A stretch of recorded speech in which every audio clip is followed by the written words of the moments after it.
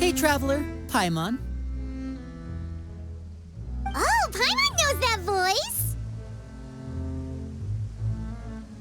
Over here.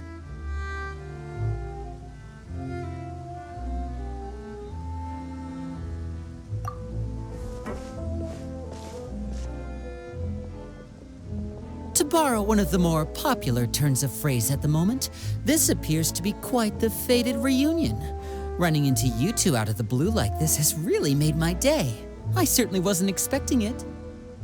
You can say that again. What brings you to Poisson? Wait, Paimon's got it! You must be here for one of your magic shows, right?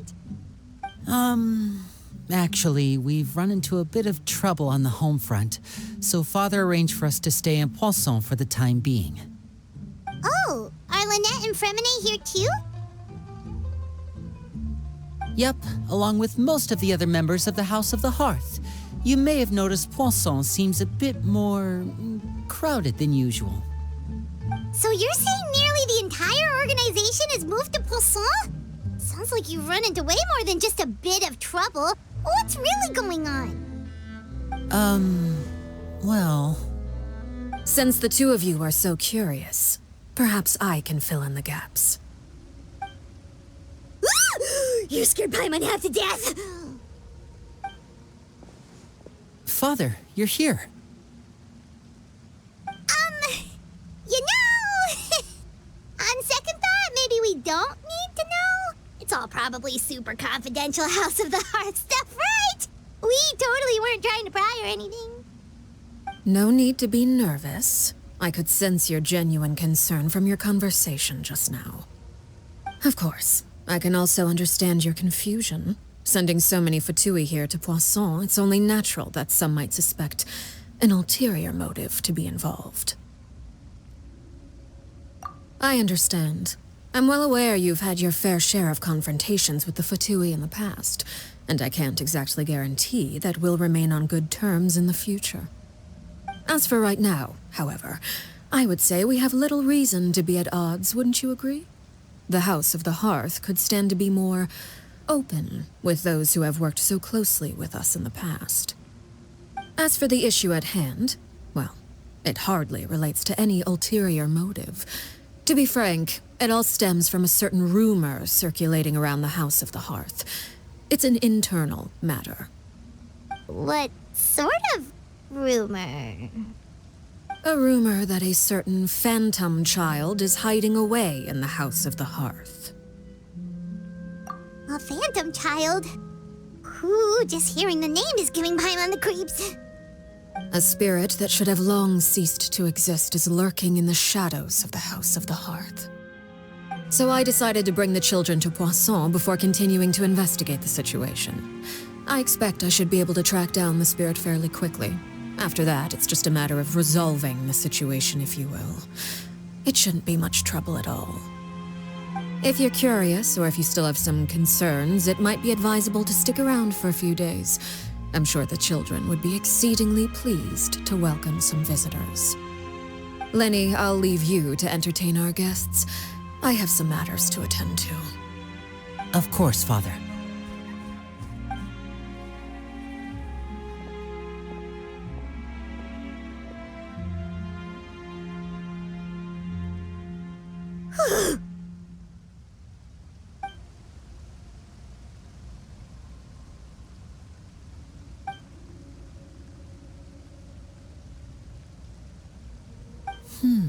It has long been a dream of mine to invite you to our home and introduce you to my other siblings. You're quite well known in the organization already. A lot of people have been talking about you, especially after everything with the prophecy. If you're willing, why don't you stay a while and have a little chat with us? All right.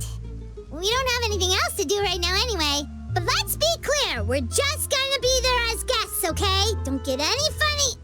Oh, wait a second. If we're your guests, that probably means we'll be treated to lots of yummy food, right? Of course.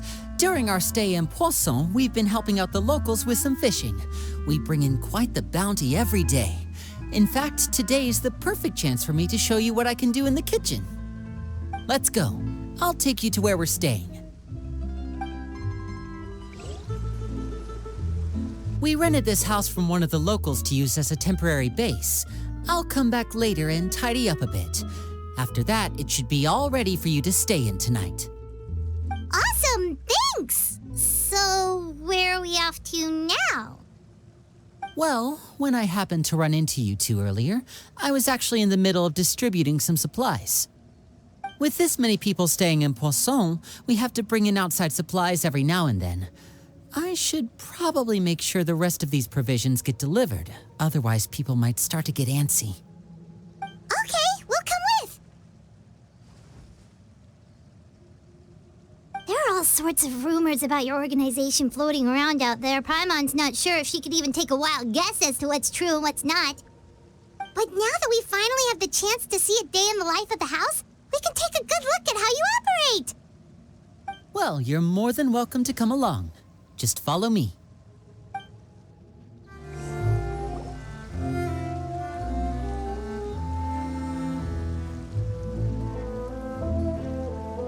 Linny! We're finally here. The supplies. I'm assuming you've... Brought them with me?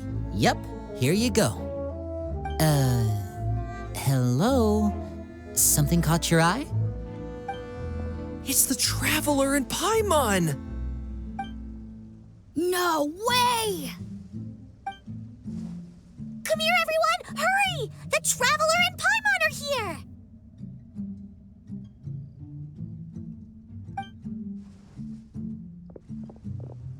One at a time, please. Don't crowd around them all at once. We don't want to scare off our guests now, do we? Oh, it's all right! Gotta say, Paimon didn't realize we were this famous. Of course! Father and Linny have told us so much about you. Father told us about how you helped Linny. According to her, you're a trustworthy friend. And as far as she's concerned, that's pretty much the highest compliment we've ever heard her give. As you can imagine, everyone's been very curious about you. I heard the Traveler is so strong that he can move a mountain with his bare hands. I heard Paimon eats so much that she can clean out the entire pantry at Hotel Tabor in just 3 days! Wait a second! That's the rumor you heard about Paimon? Oh, not cool at all! Oh, wait! When guests visit, you're supposed to give them gifts and stuff, right? Oh, we don't need something like that. Besides, we don't have anything to give to you! Come on, we insist! I can give you some of my new potions. Just pick your poison. And by that, I mean medicine or actual poison. I've got both. Huh? Or maybe Shaplo can teach you guys about stealth! He's super good at it! He's never been caught. Ah, now that's not a bad idea. I know you usually prefer to fight head-on, but it never hurts to expand your bag of tricks, right? When it comes to eliminating your enemies, staying quiet can go a long way. Trust me, I would know. I was poisoned not too long ago, and I'm still dealing with the after effects. So I'm not quite as good as I was before, but I can still give you some pointers. Wait, when you said gifts, I didn't think you meant poison and stealth tactics. But those are the best things we can give you. You don't like them? Ooh, how about this? Tell me the name of someone who really annoys you, and we'll teach him a lesson for you. All right, Fold, Selwar. I think that's enough suggestions for now. When it comes to being a good host, it's the thought that counts. You don't need a physical gift to make our guests happy. In fact, pestering them with suggestion after suggestion might make them more annoyed than anything. I would say your enthusiasm has certainly gotten across. Really? Awesome! It's been so long since we've had guests to play with. If there's anything you need, just let us know. Yeah, especially if it's poison or something. I've got all sorts of potions for that. Well, we'll talk to you all later. We've still got supplies to distribute. All right, see you later.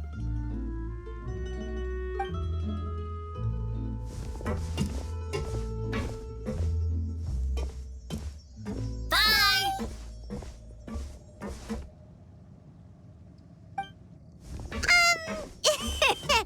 Lenny.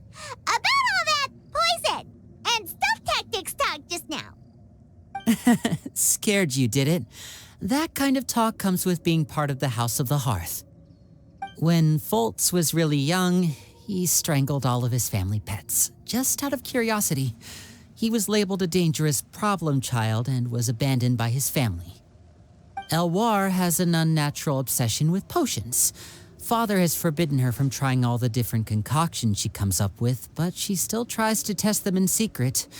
You really have to keep an eye on that one. Chaplot is around my age. While I'm mainly responsible for collecting intelligence, he handles surveillance. He's very passionate about his work and has no reservations about taking on some very difficult missions. I know you two probably aren't used to that kind of talk, but I can promise you they only had the best of intentions. Things like stealth tactics and developing different poisons, they really mean a lot to them. They were just trying to share the best of what they could offer, that's all. Filiol, supplies are here. Thanks. And who are these two? Outsiders? Allow me to introduce you. This is the Traveler and Paimon. Oh, you're the famous duo I've been hearing so much about. It's nice to meet you. I heard you've traveled to all sorts of places. Is that true? Of course! We're making our way all across to that! Oh, good for you. You must be pretty familiar with Fontaine by now, then. Have you seen the new opera that started running recently? I think it's called... The 4,000 Thieves? Oh, this is the first we've heard of it. It seems like it's going to be fantastic. From what I've been able to tell from the posters, anyway. You should definitely check it out if you have the time. Oh, and there's the Blind Maiden, too. That one is supposed to have audience interaction. Seems pretty interesting. After this mission is over, I think I'll go get a manicure. Oh, maybe I should dye my hair. Wonder how much it'll cost. Is it just Paimon, or do these two seem much easier to get along with than the others? Looks like the House of the Hearth has some normal members after all. I heard that. Oh! Oops. I'm guessing you're referring to Foltz and the others? Yeah, we're definitely not all like them. I bet those crazies are practically foaming at the mouth right now. I'm sure they just can't wait to get back to Snezhnaya to carry out the plan. That's enough, Filiol. Don't talk about family members behind their back, right? Whatever. Let's go. Guess this is goodbye then. If you ever have some time, we should go see the opera together.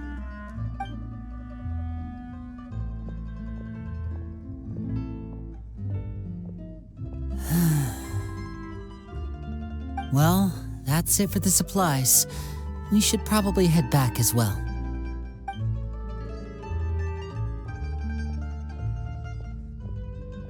Well, they didn't seem too happy with each other.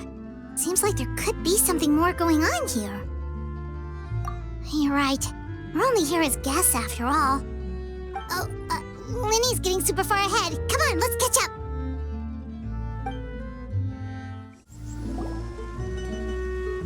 So, what do you think of the members you've met so far?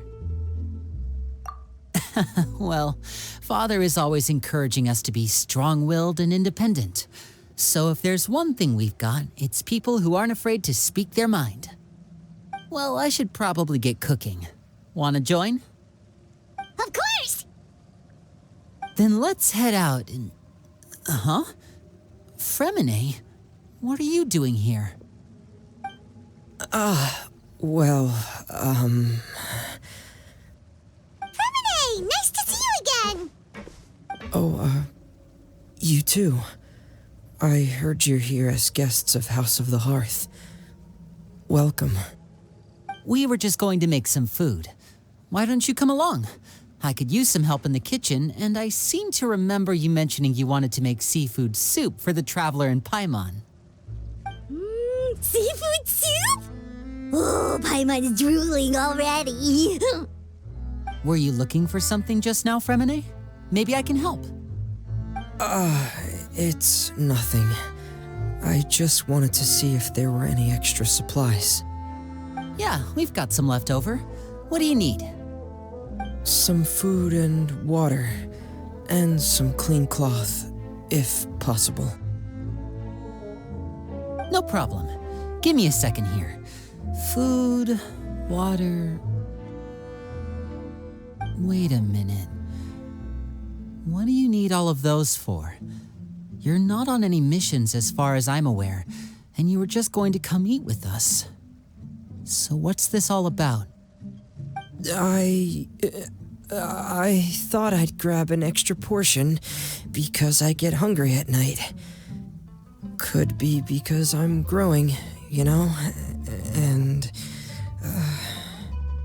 Freminet, you remember what I told you? You're not like me. Your lying skills still need some work. Tell me what's going on. Is it really bad enough that you have to keep it from your own brother? Maybe it'll be better if we gave them some space.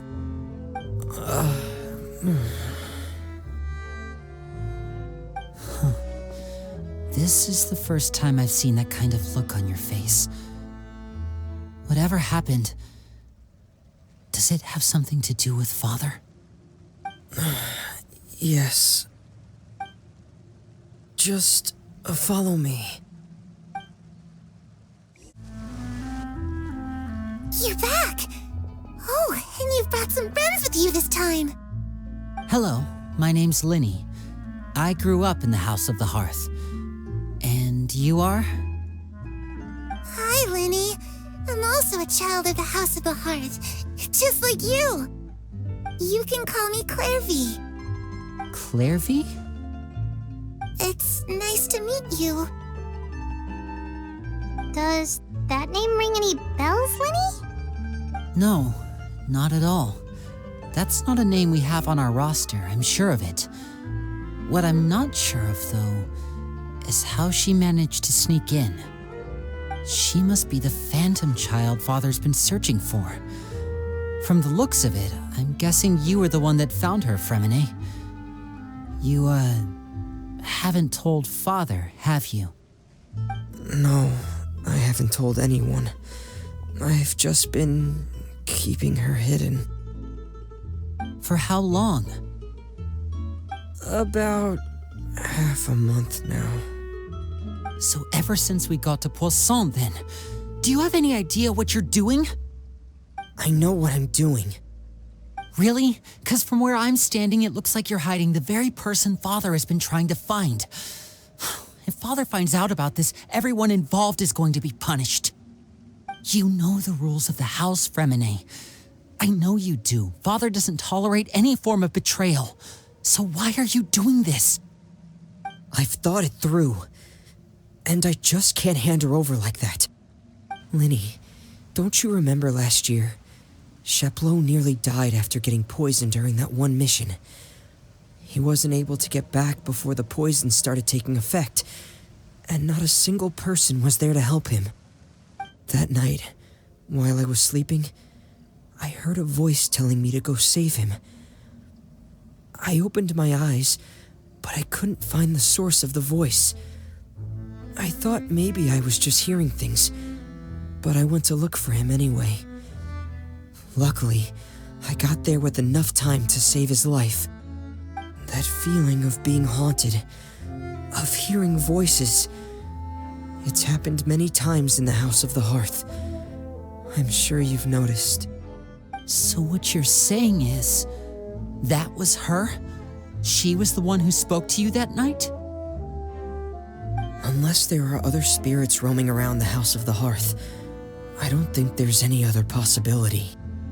If Clervie were our enemy, it wouldn't matter whether she was a spirit or an actual child. I would have acted without a second thought, because that's what Father ordered us to do. But she's been living with us, helping us from the shadows all this time. I think that makes her family. I couldn't just hand her over to be dealt with. Not when there's so much we still don't know. So what's your plan then? You can't keep her here forever. Someone is bound to find out eventually. I haven't thought that far yet. I don't want to disobey an order from Father, but I also don't want to put Clervie in danger. Come with me. There are a couple things I'd like to say to you in private.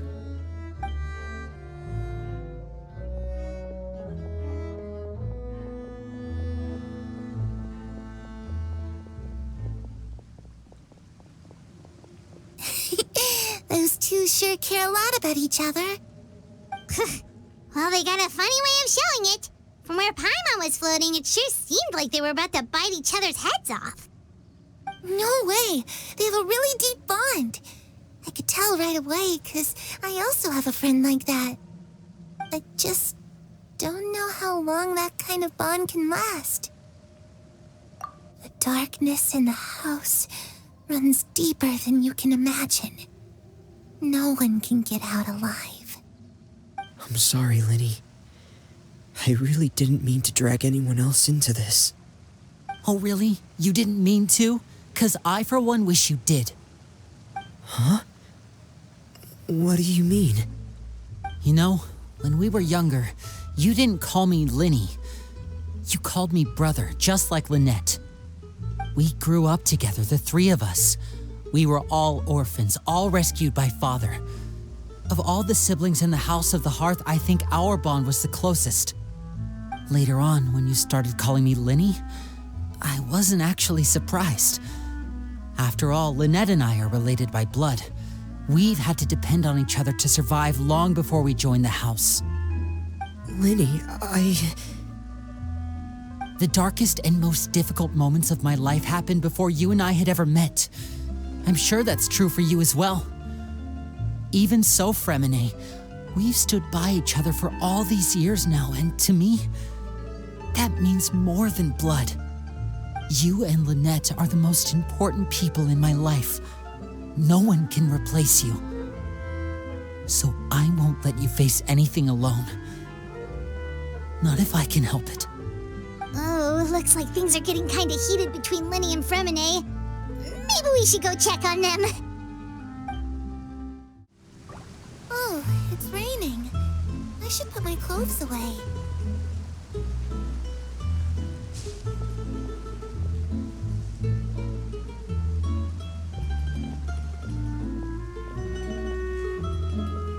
Harry?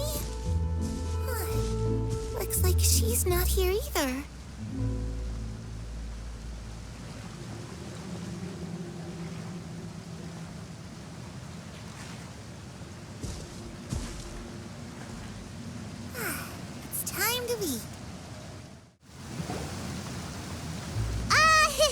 Hey, you two!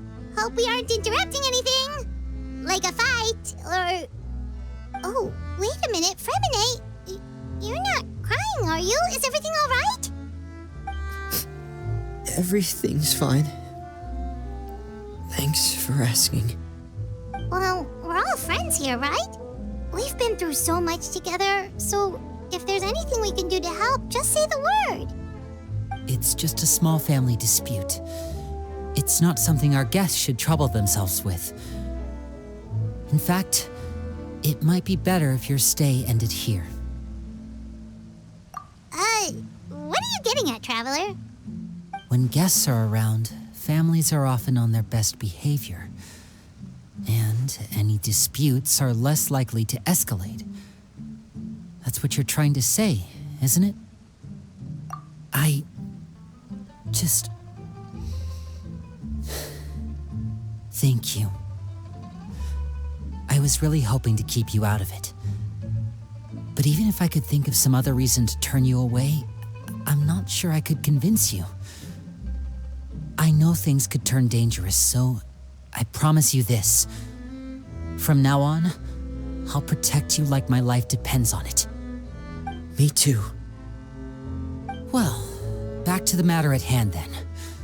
If we don't plan on handing Clervie over to Father, then our only other option is to solve the mystery of her identity before Father is able to track her down. That means finding out where she came from and what she's doing here. Then we can send her on her merry way and pretend like none of this ever happened. I've tried that already.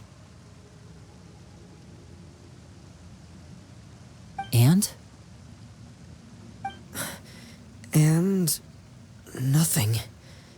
I tried taking her somewhere really far away, but after some time, she just reappeared. She even came with us all the way to Poisson. It seems like wherever the house is, she follows. I don't know much about spirits. Do you two have any ideas? Let's see here. Paimon remembers hearing something like, if you fulfill a spirit's last wish before they died, they'll let go of whatever's keeping them here and return to the ley lines. Oh, it's just that Paimon doesn't really remember where she heard that, so it's not guaranteed to work or anything. Well, sounds like it's worth a shot.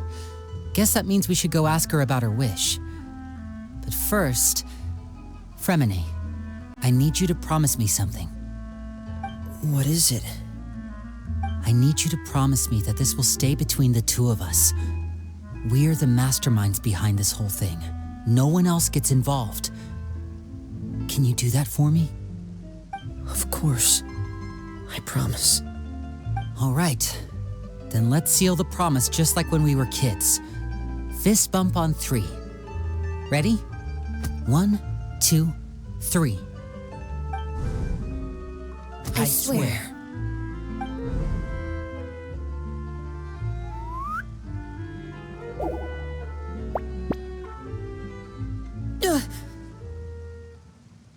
Whoa! Lynette! But what a surprise! What brings you here, dear sister? And, when exactly did you get here?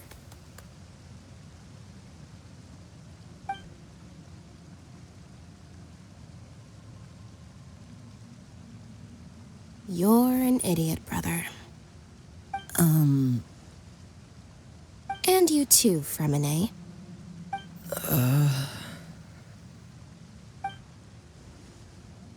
You 3, Traveler. And you 4, Paimon. Wait, what did we do? I've seen Clervie around the House of the Hearth before. I hadn't seen her in Poisson, so I figured she must not have come with us. But it turns out you were just hiding her. I heard you talking about your plan. Rather than steering clear of the situation, I'd rather fully join in.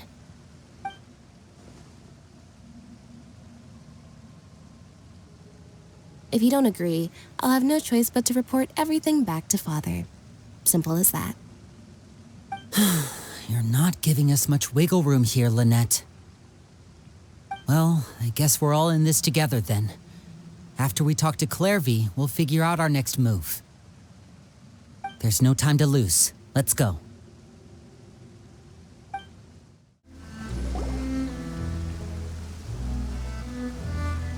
I'm full.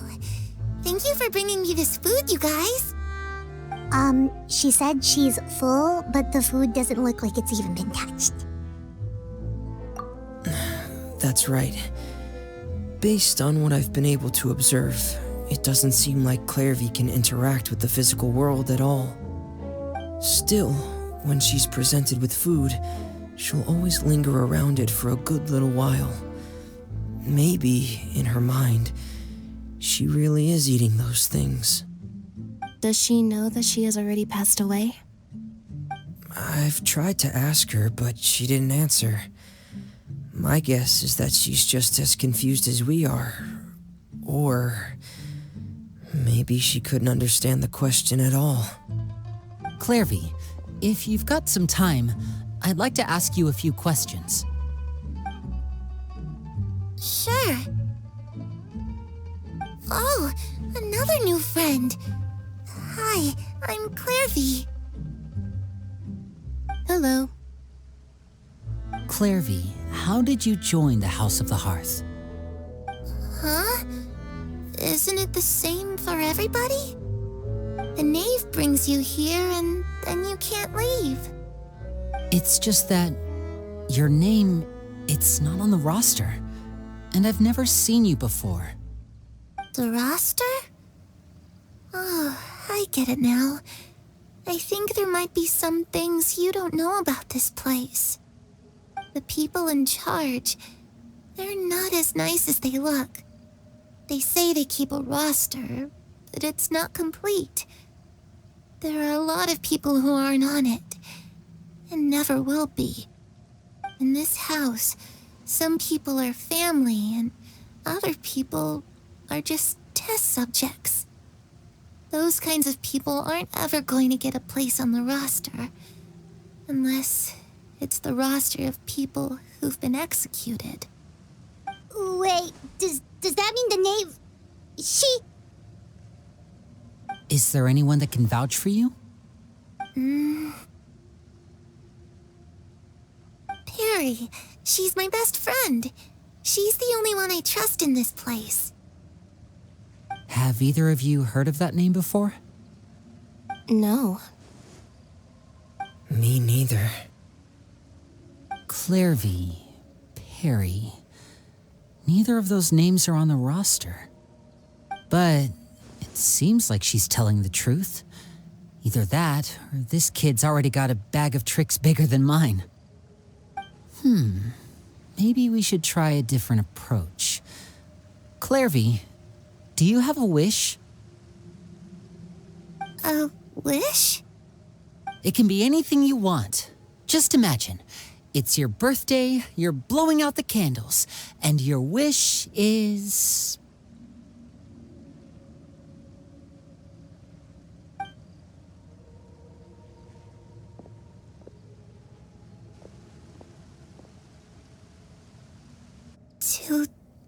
To go outside, where the sun can find me.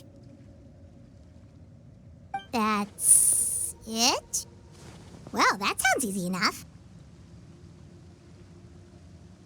The darkness in the house runs deeper than you can imagine. No one can get out alive.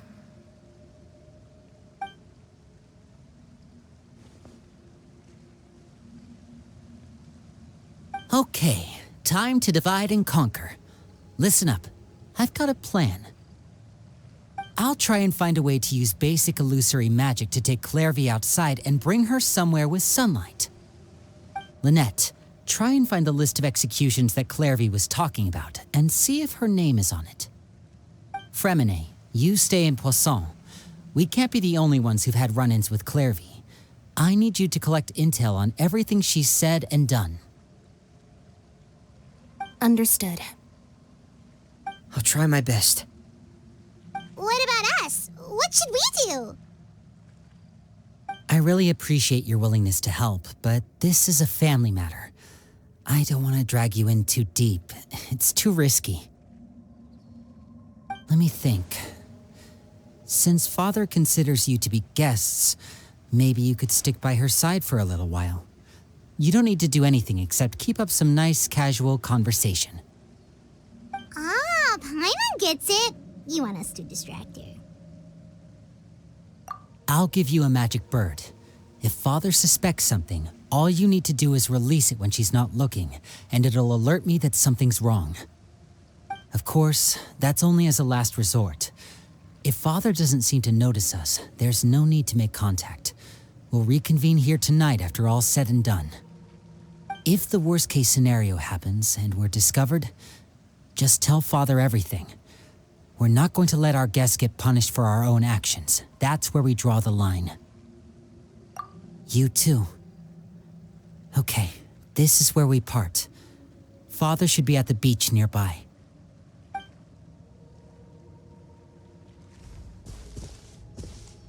I really hope this goes well. No, it has to go well. That's the only way this can get resolved.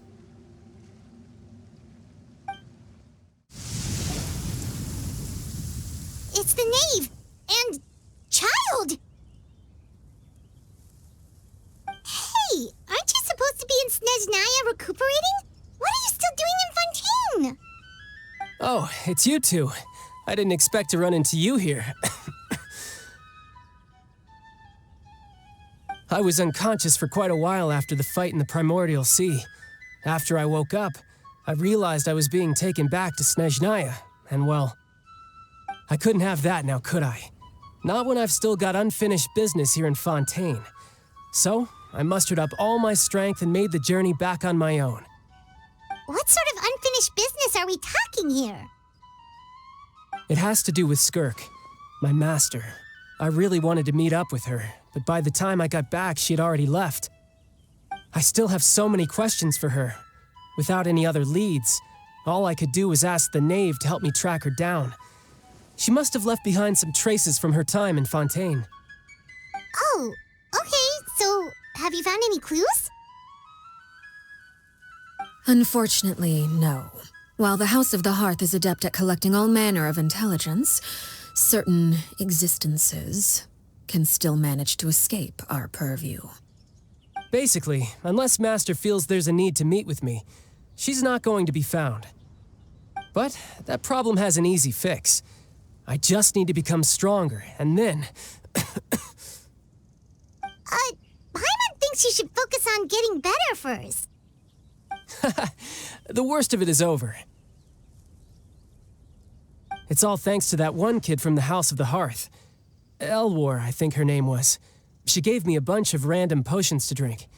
They didn't go down easy, let me tell you. Pain and chills all over. But they really did help speed up my recovery. And that's good, because it looks like I really do have to head back this time. The old man's been putting the pressure on me. He sent someone to tell me I'm needed for some sort of project. Project Stuja? Yeah, that's the one. I heard Regrator's involved too. I'm not looking forward to having to listen to all his monologuing, that's for sure. Hey, maybe you could think of a way for me to stay in Fontaine for a little longer. Helping Linny and the others brush up on their fighting skills would be far more interesting.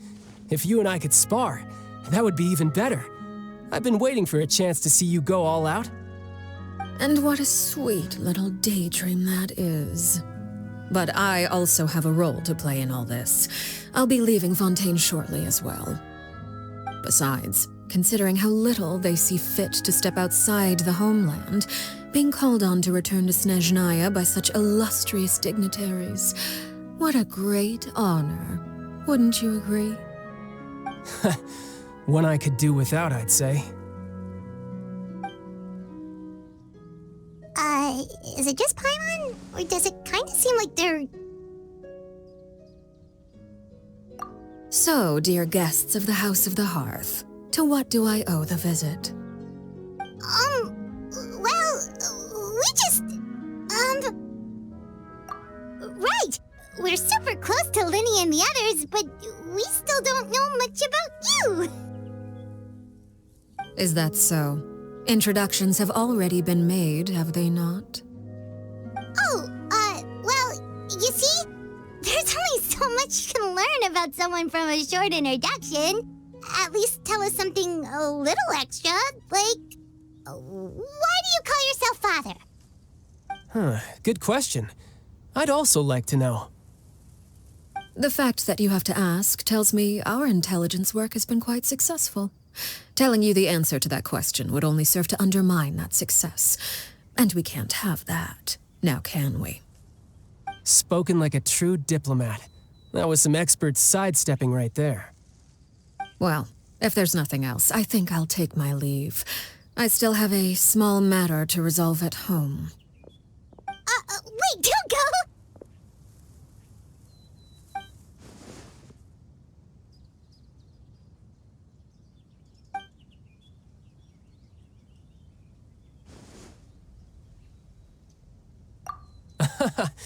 I'd also like to hear the answer to this. I've met some of the members of your organization, and they all seemed like really good kids. They actually reminded me of Tonya and Tusser. Which, by the way, if you ever betray them, I'm just letting you know, I won't let you off easy. And why would I betray them? Well, you've already betrayed the House of the Hearth once, haven't you? At least, that's what I heard.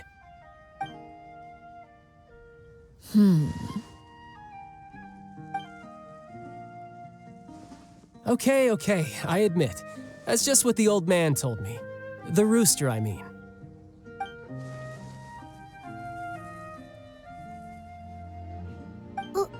Wait, did you really do something bad to those kids? Never mind what I've done. I'm more curious as to what the mighty rooster had to say. Care to enlighten me?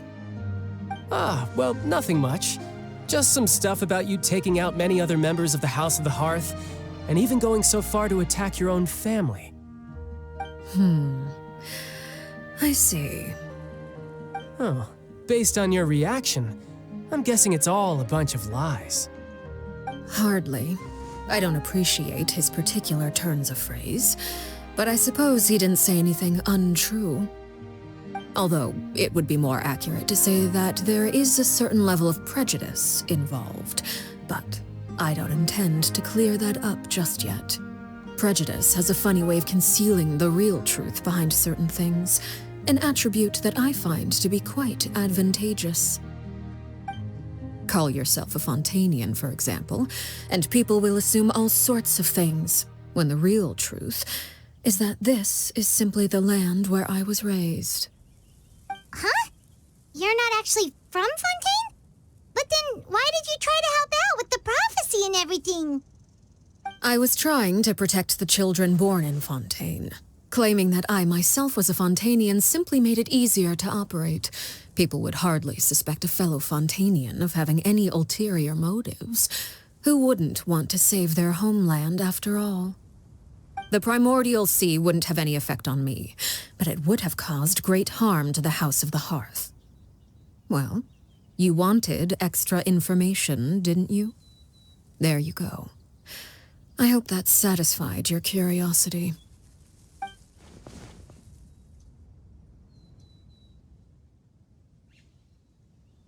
So, you stayed in Fontaine for the kids. I guess I was wrong to believe you'd betray them. Apologies. Looks like I was holding on to some prejudices myself. Good. Like I said, I like it when others have misconceptions of me. Actually, while I was recuperating at the House of the Hearth, there was something else that really caught my attention. I heard that members always resolve disputes and arguments with a friendly spar, and the loser has to back down. Seems pretty cool if you ask me. Would also give them plenty of opportunities to hone their skills. Well, that's only a recent development. In the past, such spars weren't nearly so friendly. The losing party would lose everything, including their life. They were that high stakes? Whew, at least that's not a thing anymore. Well, the current atmosphere's not half bad. I'm a bit jealous, actually. You've got so many family members around you, and you even get to live with them. Having a lot of family around means dealing with a considerable amount of bickering and scheming. Once Tonya and Tusser enter their rebellious phase, I'm sure you'll understand. Just imagine. Tusser becomes obsessed with plucking out strands from the rooster's mustache, or Tonya decides to dye her hair 42 different colors. Okay. I get the picture.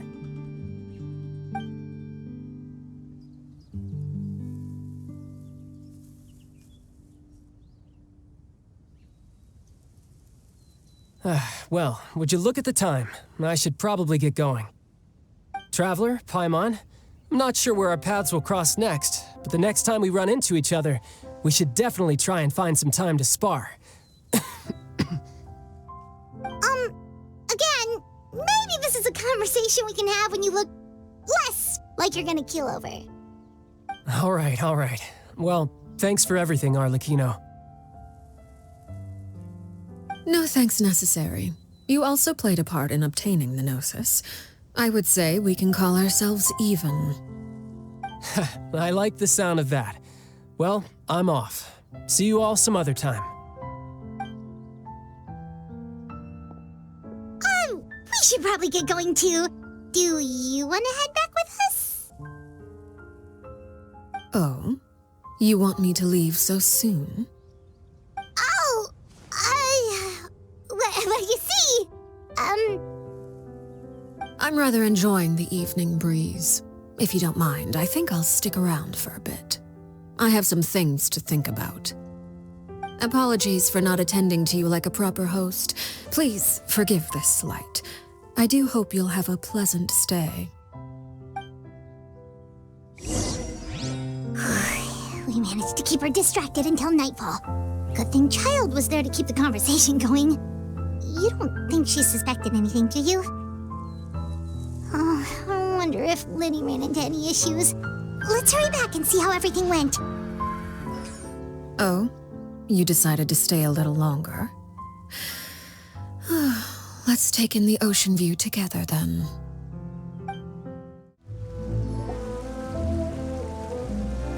Lenny, how did everything go? Well, long story short, we ran into a small issue. Clervie can't go into the sunlight.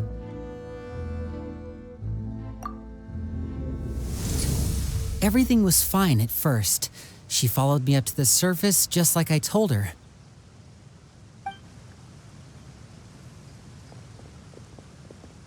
But as I led her out of the shadows and into the sunlight, she vanished. I turned around and there she was, standing at the edge of the shadows, silently watching me.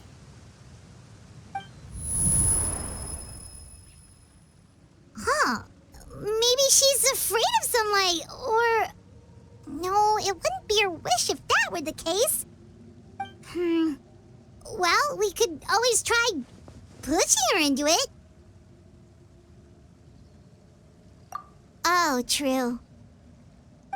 I've pretty much tried it all already. Nothing worked.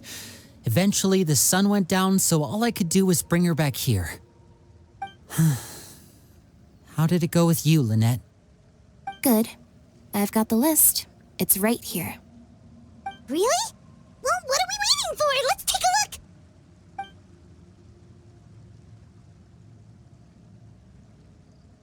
Oh, that's a lot of pages.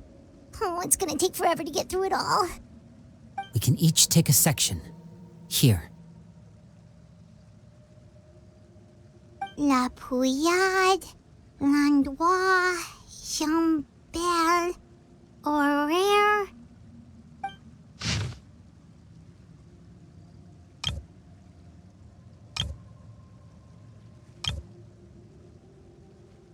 Oh, yikes. That Horaire guy has a huge scar on his face. He's kinda giving Paimon the creeps. I've met him before. The scar is from an injury he received during a mission. I still remember him joking with me about it. He said any future lover would take one look at him and then lose all interest. Did he say anything else? Well, I asked if there was someone he was interested in. He said no, and that's where our conversation ended. It was only later that I learned he really did have someone he liked. He risked everything to escape so he could be with her, but it didn't work.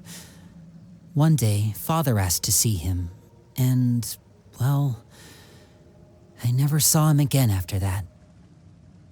Wait, so that means the knave, It may seem cruel, but it's just one of the rules of the house. Betrayal is not to be taken lightly. We know too many secrets to come and go as we please. So, if you do try to leave, you pay with your life.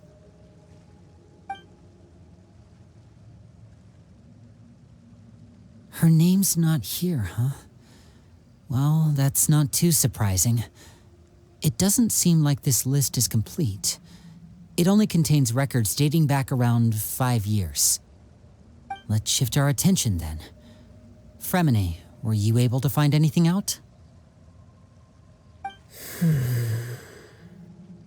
Freminet. Sorry. I was thinking about something. I managed to talk to quite a few people, but I couldn't help but notice that the atmosphere in the house was a little... strange. strange. Yeah, I mean, I know there have been arguments in the past, times when people haven't gotten along. Chapleau and Filiol are a good example of that. Oh, those are two of the people that we met while delivering supplies. Paimon can see how they might not get along. They had very different vibes, and their, interests seem to be pretty different as well. That's to be expected, actually. Father brought us all here, shared her knowledge with us, taught us how to fight. That's one thing we all share. But that's also where the similarities end. Not all of us feel the same desire to stay here. As members of the House of the Hearth, we're also considered part of the Fatui. And to a lot of people, that's an identity they never asked for. Certain members get older and realize they want something else for themselves. But considering the rules of the house, most people would never say that out loud. People like Chapleau and Foltz are loyal to Father and her vision. They're proud to be part of the Fatui. Filiol and Nantoy, on the other hand, well, they aren't quite as enthusiastic. These kinds of conflicts have always been there. It's not like Father is in the dark about any of this. Well, that's true. But it just feels like things have gotten worse lately. Filiol and the others, it seemed like they were meeting in secret to talk about something. I can't say for sure, but I think they've met Clervie. You think she's been inciting them to act out? No, not exactly. But I wouldn't be surprised if she said something to them about the darkness in the house and how deep it runs. She's told me about it before. Experiments being run on children. People being used as pawns on the battlefield without so much as the strength to survive. And they just believed all that? Without any evidence? Clervie's words probably gave them the excuse they were looking for. Whether they actually believe them to be true is secondary.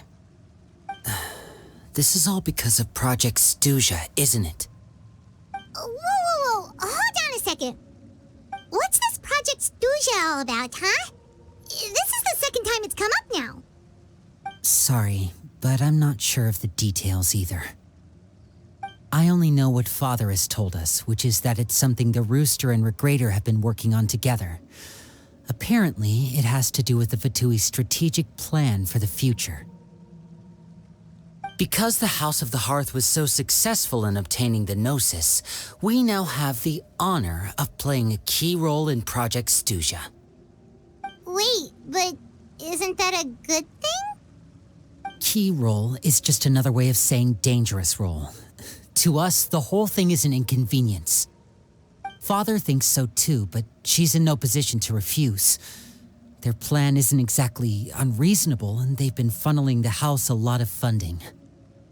It's just that we'll lose a lot of members in the process.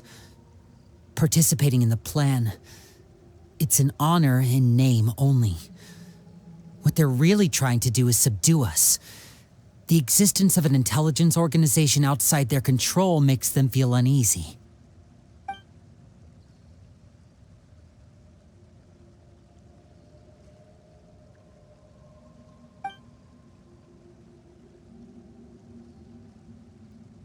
Okay, super complicated top secret Fatui business aside, what does all of this have to do with the conflicts you were talking about earlier? Paimon doesn't get the connection.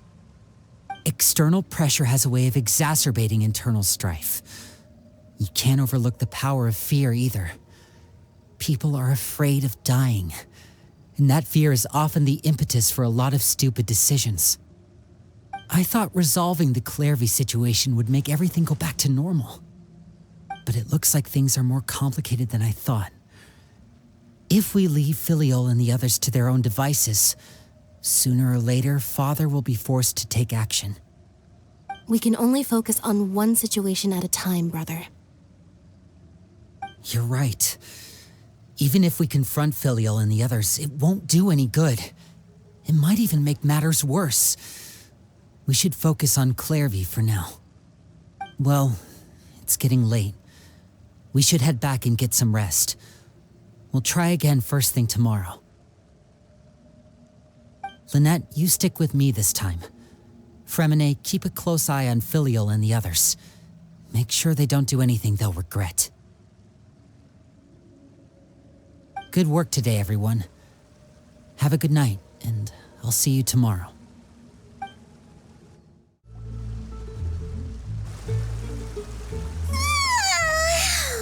I'm always looking forward to an early night, but she can't sleep at all.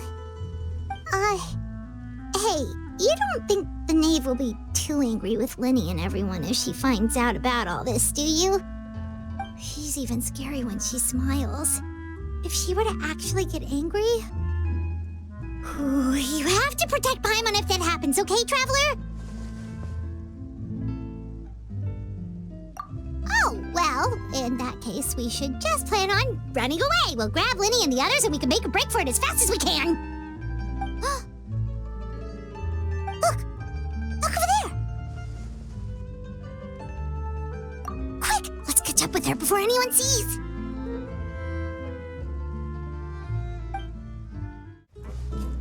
Over there!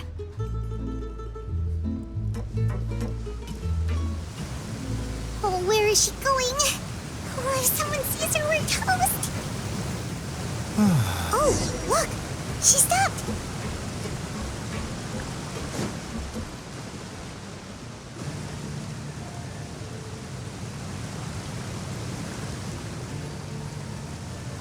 Clervie! Shh! I opened the window while no one was looking.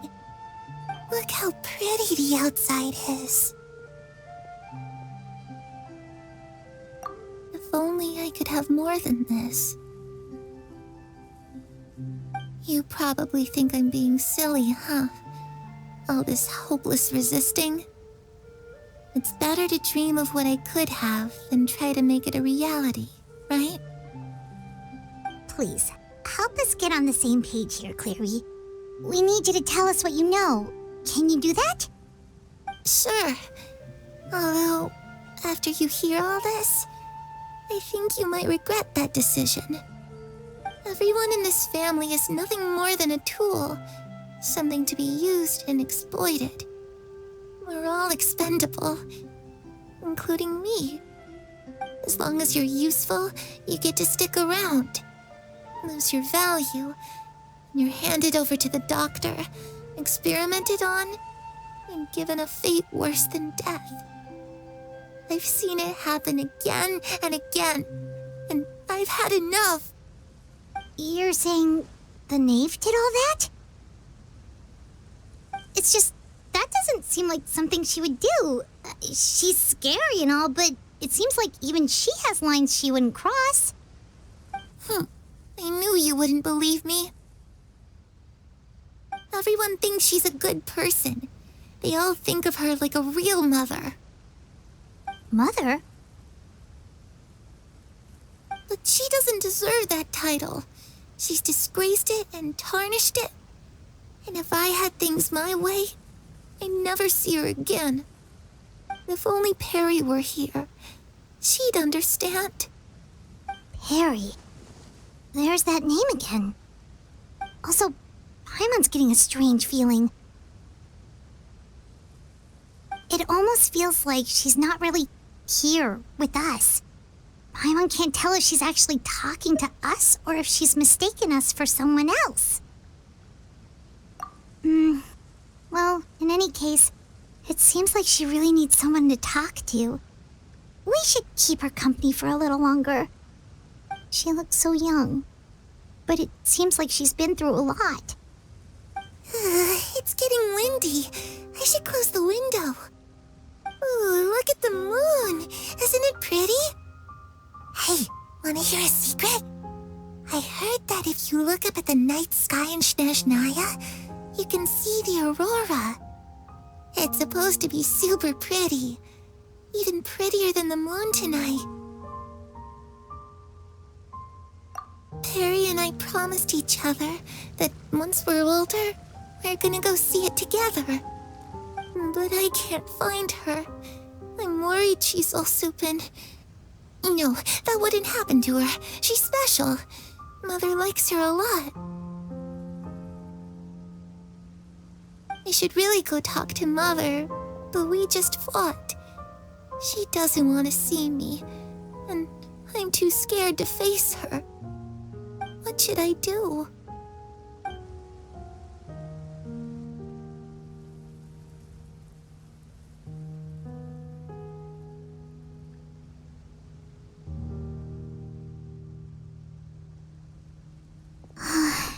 Paimon really doesn't understand what's going on with her.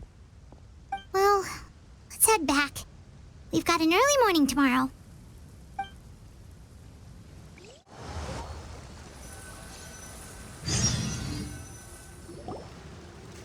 All right, looks like we're all here. Let's go ahead with the plan.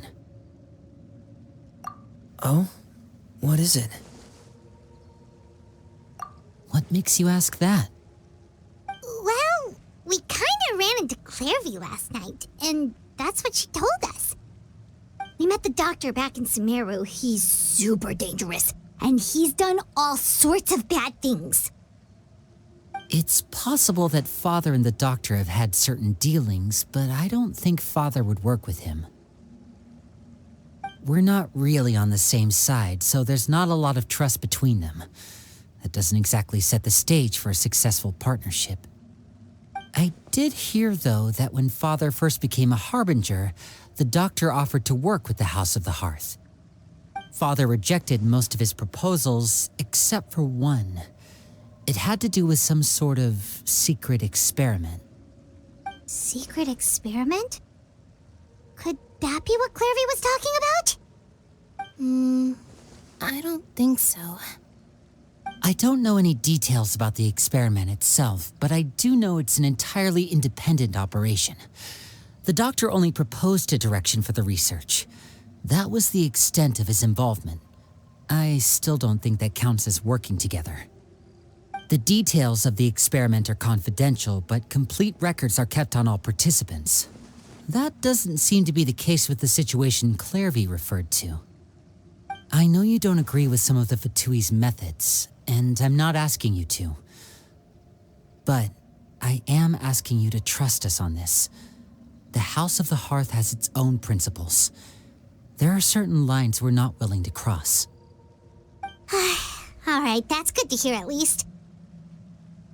Clervie seems to think the Knave and the Doctor worked together to do something horrible. If that turned out to be true, Paimon doesn't know how he would even face you guys. It's just that it doesn't seem like Clervie is lying either. The easiest thing to do would be just ask the Knave directly, but Paimon doesn't think she'd tell us. Father didn't come back last night. She's probably still near the shore. We'll be counting on you to distract her. Lynette, you're with me. Freminet, you know what to do. Be on your guard, everyone.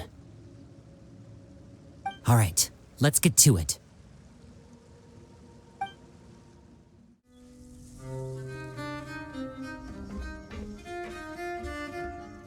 Ah, it's you two again. I must say, you look a bit pale. Did you have trouble sleeping last night? A little. Perhaps if you had less on your mind, you'd be able to absolve yourself of such troubles. So what are you planning to do now? Catch up on some sleep? Or should I give you some time to rack your brain for a topic to discuss before I ask any questions? Although I must profess to being curious. Without Child here, how do you plan on distracting me? Us? Distract you? A good one. But no, we were just here for a chat. Looks like you could have used some extra time to think. No matter. If you don't have any other plans, why don't you accompany me somewhere? Don't worry. I'll be sure to steer clear of any scheming children. The ocean breeze is sure nice today. Children always think they can hide things from the grown-ups, but nothing gets past me, least of all a little scheming. I think I'll let them have at it for a little longer. I can be very patient. Well, I'll leave you to think things over. If you're so inclined, meet me outside the Palais Mermonia. Good things come to children who do as they're told. So I do hope you decide to tag along, if only for your friends' sakes. What should we do? She clearly knows about everything we've been doing, and Paimon doesn't think it'd be a stretch to say she was threatening us just now.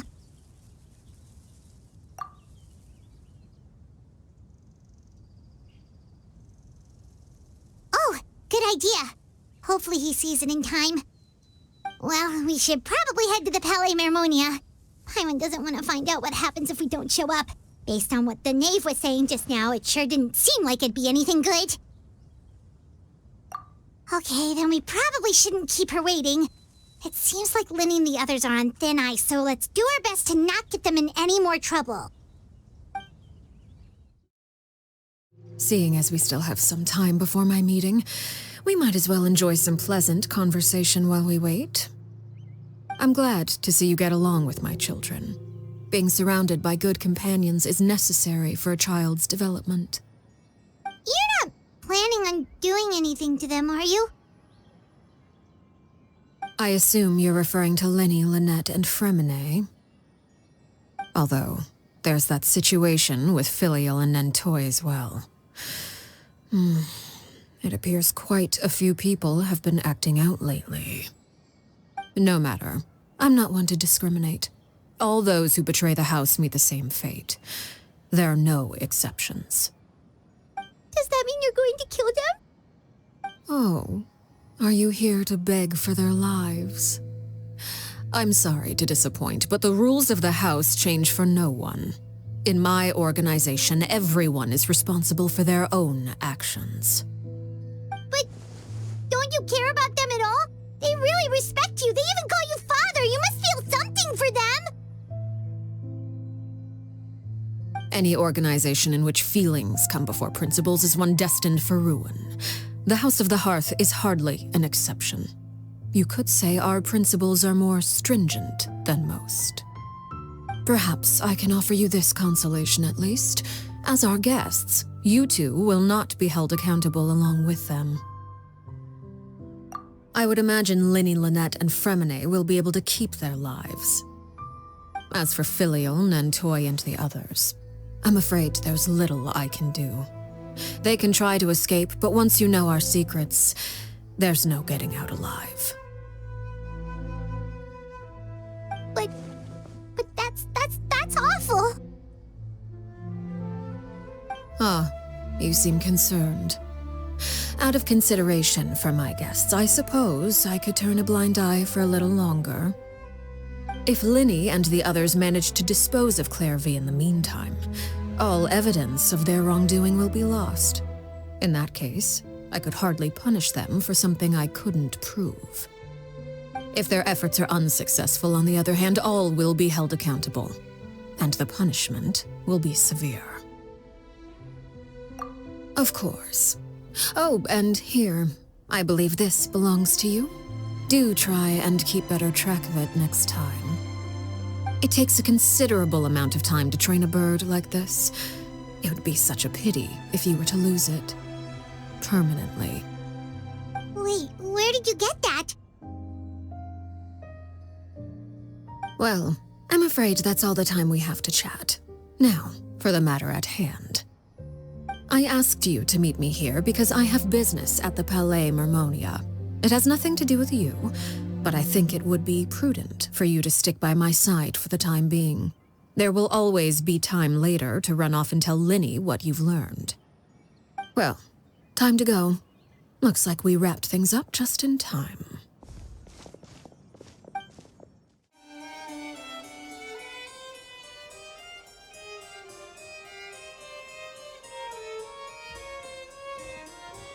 It's been a while, Monsieur Neuvillette. I must say, I wasn't expecting my meeting request to be approved quite so quickly. The Palais Mermonia operates with an efficiency worthy of admiration. It is only right that an esteemed diplomat such as yourself should be afforded the proper level of respect. Although, if I may speak plainly, I must confess that I did not anticipate we would have the occasion to meet again after presenting you with the Gnosis. I see you brought the Traveler and Paimon with you as well. If I may inquire as to the purpose of your visit. I'll be departing Fontaine shortly. There is, however, an outstanding matter that I would like to see resolved before I go. It requires a rather lengthy explanation, I'm afraid. So I took the liberty of explaining everything in this proposal. Please review it at your leisure, Monsieur Neuvillette.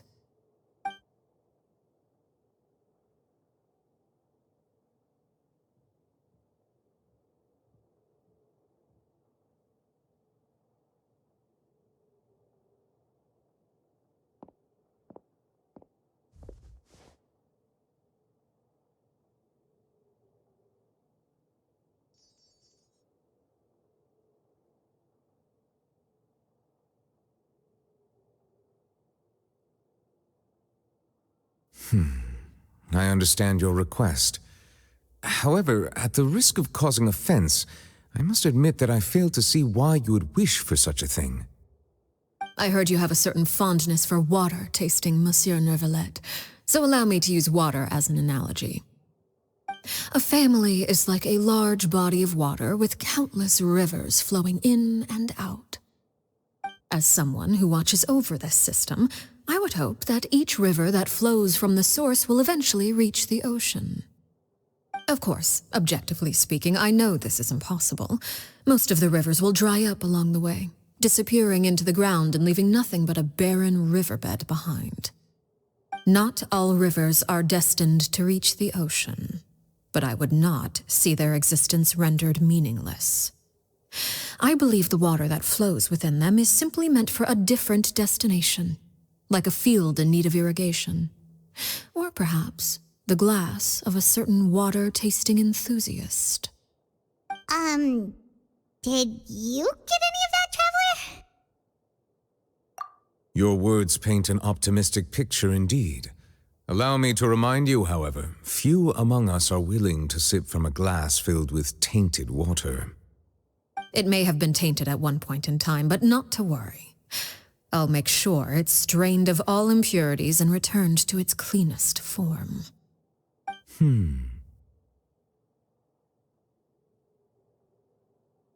I seem to recall there being a transactional aspect to your proposal.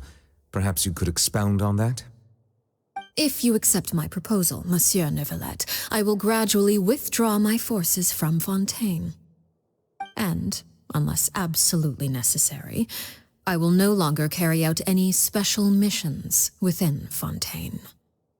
I presume I can take your words to mean that, in the future, cases similar to the Tartuffe assassination will cease to cross my desk?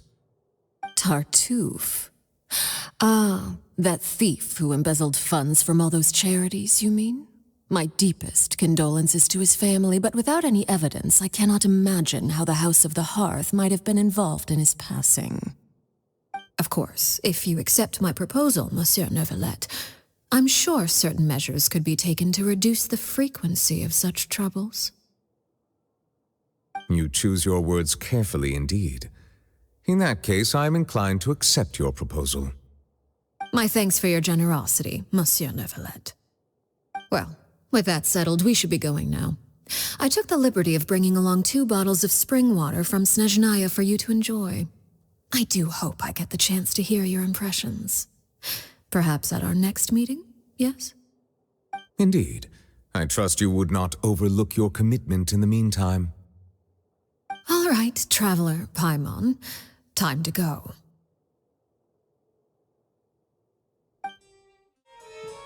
I believe I've told you before that my emotions easily resonate with those of others. Yet in the few meetings I've had with that Harbinger, I haven't been able to sense any aspect of her emotional state. Her mind is like a still body of water. Who knows what darkness lies in its depths, and the lack of ripples on the surface gives nothing away. It's unclear whether this is her natural state of being, or whether it's an incredible strength of will that gives her the ability to master her emotions. Either scenario, however, suggests she is a very dangerous individual. I do not expect an explanation as to why you two are by her side. Whatever your reasoning, I would only advise you to take caution.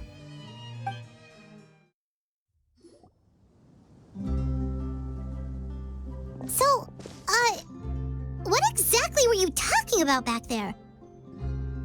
Paimon only heard you mention some rivers, a large body of water, and then some kind of irrigation scheme. You really want to know? I would imagine there might be more pressing concerns at the moment. Lenny, Paimon really hopes everything's going okay.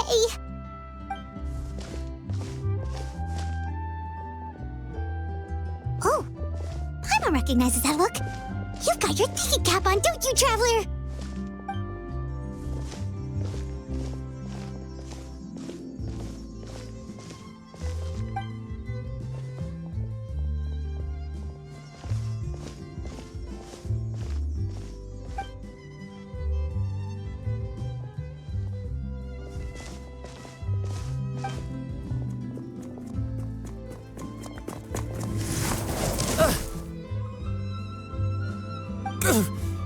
Oh, shoot. Are you all right? Oh, geez. I'm so sorry. I was so focused on selling these papers, I wasn't looking where I was going. Well, let me make it up to you at least. Here, take this paper. On the house.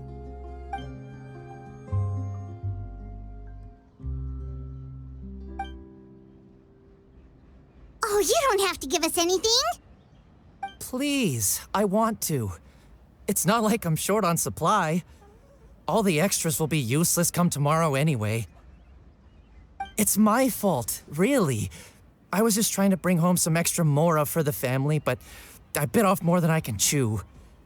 I haven't had many takers today, so I'm still swimming in papers. What's going on here? Nothing much. I just ran into your friend here on accident. I should probably get going, actually, so... Hold on. Of course, I'm happy to compensate you with mora, it's just... I don't have any on me at the moment. I'll take 3 papers. Here. Your payment. Oh! Thank you for your patronage. May the Archons bless you with good fortune. If only I had the chance to run into such generous customers every day. I should probably just take on a smaller inventory though, right? I'm getting married soon, so sometimes it's hard to not get ahead of myself. Anyway, I should head out. Goodbye! Well, now that my affairs are settled, we should take the boat back to Poisson. We've even acquired some light reading to enjoy along the way. Actually, why don't we stick around for a little longer? Paimon just realized how hungry she is. She can't head back to Poisson on an empty stomach.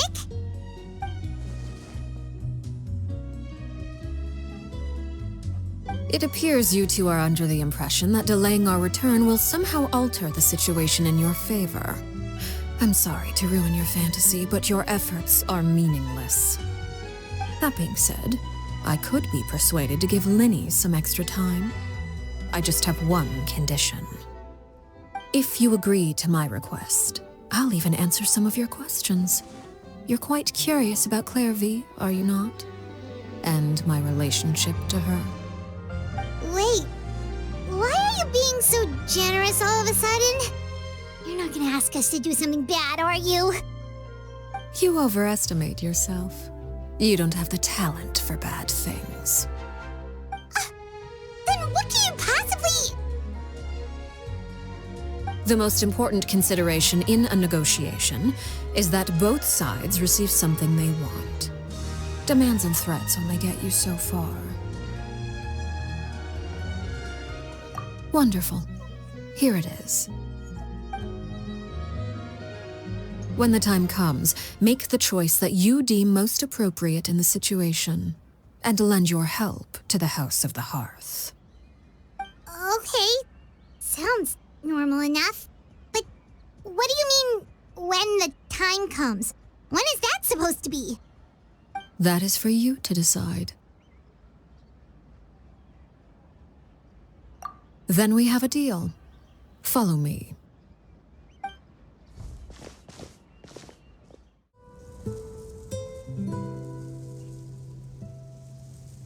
What is this place?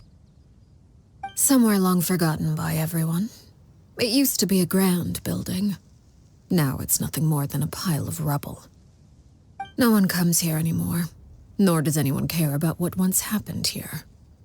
Although, this place does have something to do with the story I'm about to tell you.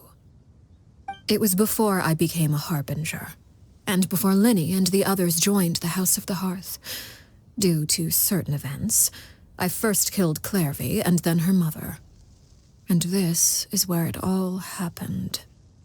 You were the one that killed Clervie? Patience now. Allow me to explain Clervie's side of the story first. I'll start from the beginning. Clervie was 6 years old when she was brought by her mother, Crucibina, to live in the House of the Hearth. From the outside, it seemed like a fairy tale. A thriving family made up of kind adults and friendly children. Crucibina was the knave at that time, and the House of the Hearth was under her control. She was Clervie's mother by blood, but she was also the mother to all the children in the house. Clervie was happy here, for a time.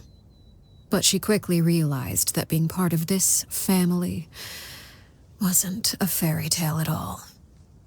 It was a kind of purgatory. Purgatory? Exactly. The House of the Hearth takes in war orphans from all over Teyvat. But as for how to raise them, that depends entirely on the person in charge. Crucibina came up with a novel idea.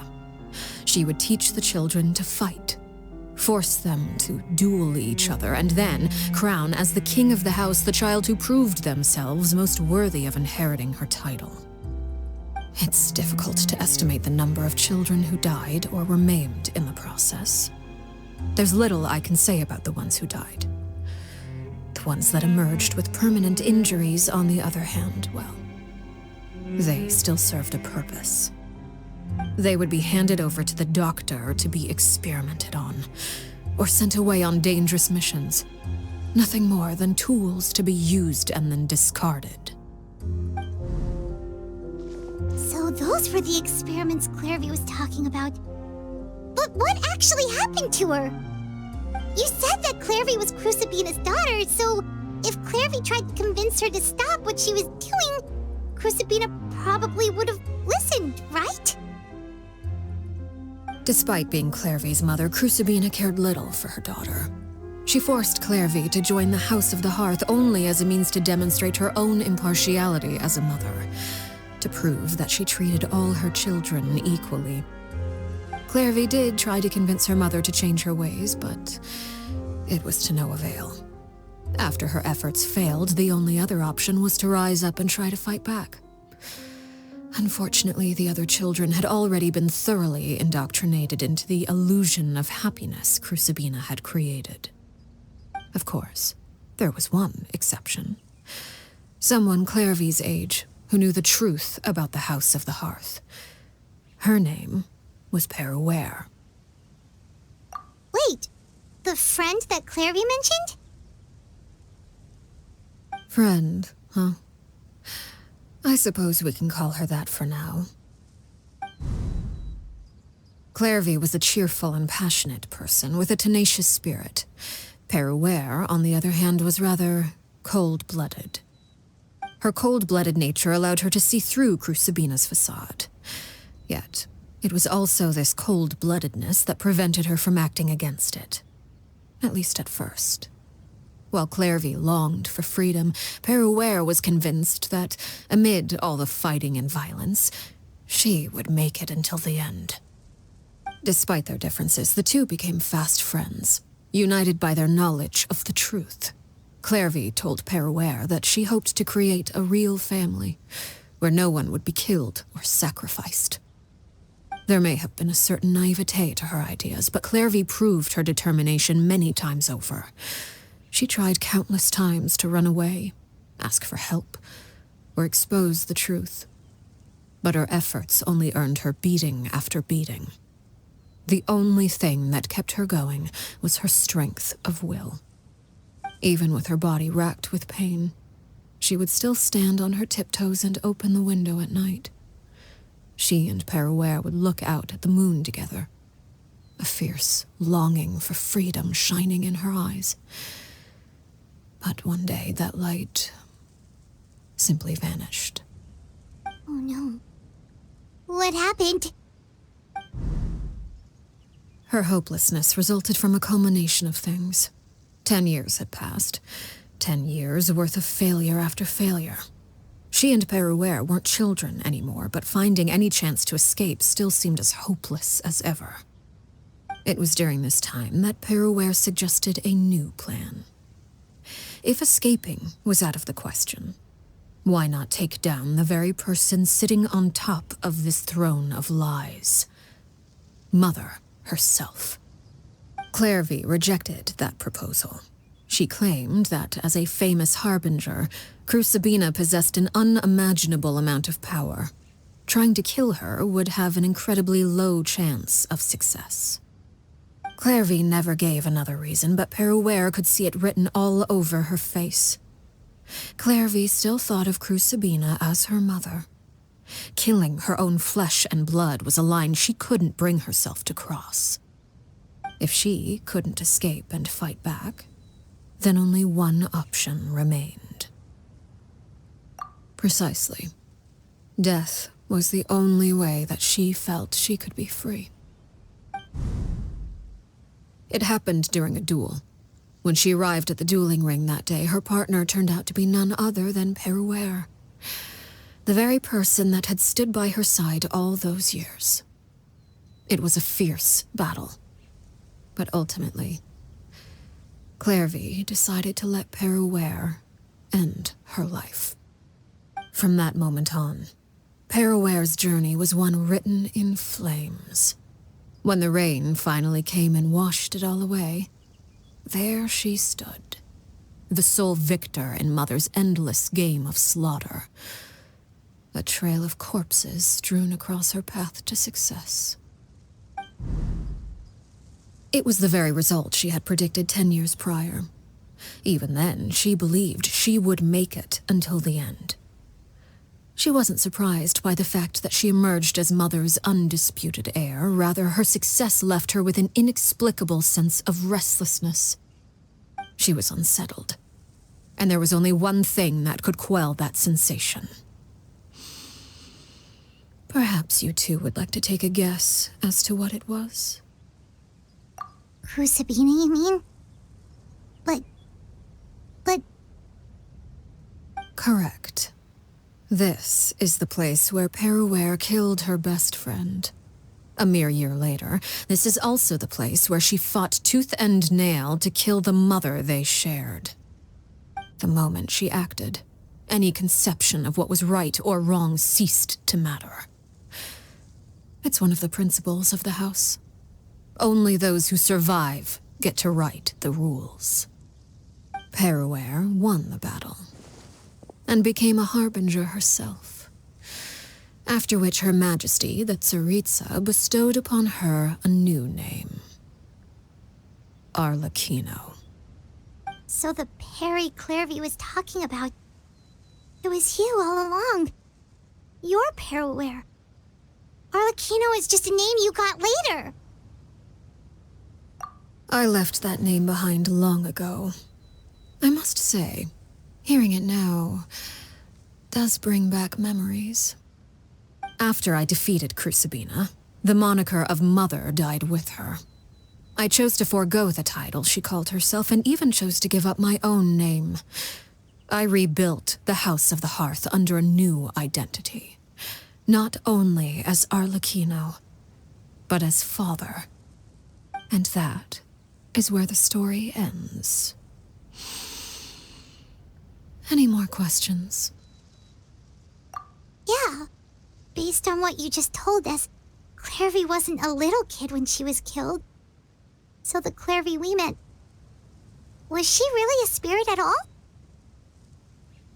I suppose you could call her an illusion born of flame. Her existence is like ashes to a fire. Something left over in the wake of blaze and ruin. You see, a certain power runs through my veins. It's not unlike a curse. My flames leave behind shadows of anything they consume. Of course, the chances of those shadows morphing into a sentient entity are exceedingly slim. Clervie is a very special case. Clervie died when she was 16 years old, but what emerged from the flames was her 6-year-old self. Her appearance wasn't the only thing affected. Most of her memories were lost to the blaze as well. Memory is a mysterious thing indeed. Losing a portion of your memories will alter your sense of self. Lose 10 years' worth, however, and it would be like living in the past. Like returning to a version of yourself that never grew up. No wonder Paimon got such a weird feeling when we were talking to her. Perhaps I should put it this way. Clervie is someone trapped in time. It may seem like she exists with us in the present, but she truly lives in the confines of her own past. So if all of that is true, then you must have known about Clervie for a long time. Indeed. She's a rather volatile and unstable entity. Sometimes she would look after the children. She's even saved some of their lives. But other times, she would hide from me and become obsessed with revealing the truth about the house to anyone who will listen. Shadows don't have the capacity to learn or grow. Any new information they encounter is quickly forgotten over time. Your attempts to expose Clervie to sunlight, they failed, yes? The reason is actually quite simple. In Clervie's mind, the house is impossible to escape, and it is this very perception that traps her there. But no matter. All I have to do is kill her again, and all will be resolved.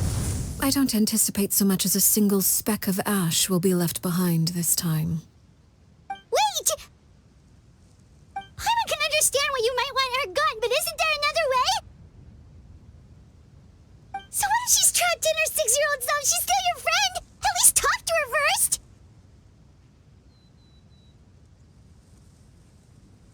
It's too late for that. She broke the rules, and now she must be punished. That goes for Filial and Nantoi as well. She's had quite the effect on them. I hope you understand the difference between Crucibina and myself lies in our formulation of the rules, not our policy for enforcing them. Upholding the rules without question is a trait we both share, because that is how a household should be run. Is this really what you want to do? Whatever could you mean? Don't you want to say a proper goodbye at least?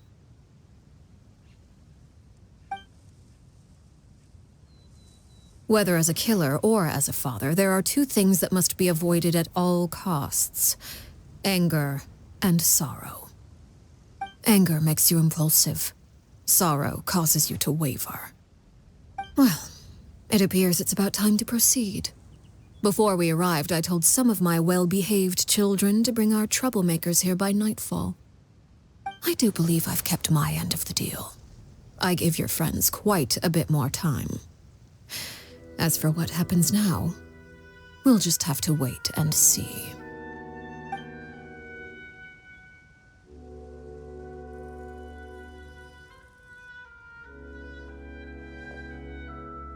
Here they are, Father. Ah, you gonna execute him? Seeing something like that would actually be a first for me.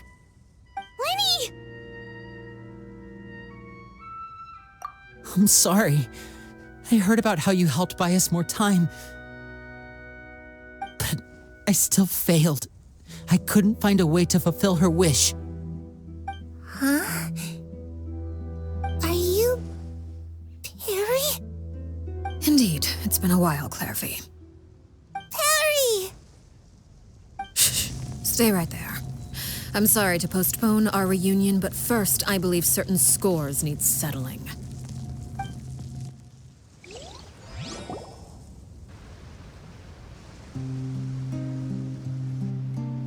Father, let me explain. Out of my way. Father! You chose to conceal a threat to the house, and for that, you must be punished. Overall, however, I suppose your wrongdoing is hardly the most egregious of the bunch, so I'll deal with your punishments later. As for right now, the more pressing concerns are the traitors among us. By traitors? Do you mean us? Father, let me explain. We didn't mean to... Fultz, why don't you share what you heard? Yes, Father. Secret Midnight Meeting number 3. Participants, Filial, Nantoi, Sato, Toddy. Nantoi clearly said, if only Father wasn't the one who took us in. Sato added, I'm sick of this life. I just want to live as a normal person. Filial was the worst of them all. She called us crazies and said a bunch of mean things about Father. I did not! You're lying! Fultz is trying to frame us. It's not like I'm the only one who heard those things. After that, you and Toddy and a bunch of other people started talking about Clervie. You were using all those things Clervie brought up as an excuse to question Father. We're birds locked in a cage. The only way out is to destroy it. That's what you said, wasn't it? You little... You just want me gone, don't you? What did I ever do to you, huh? And you, Sheplo, have you forgotten who stood by your sickbed, watched over you, and changed your dressings? Come on, let's hear it then. What's your reason for all this?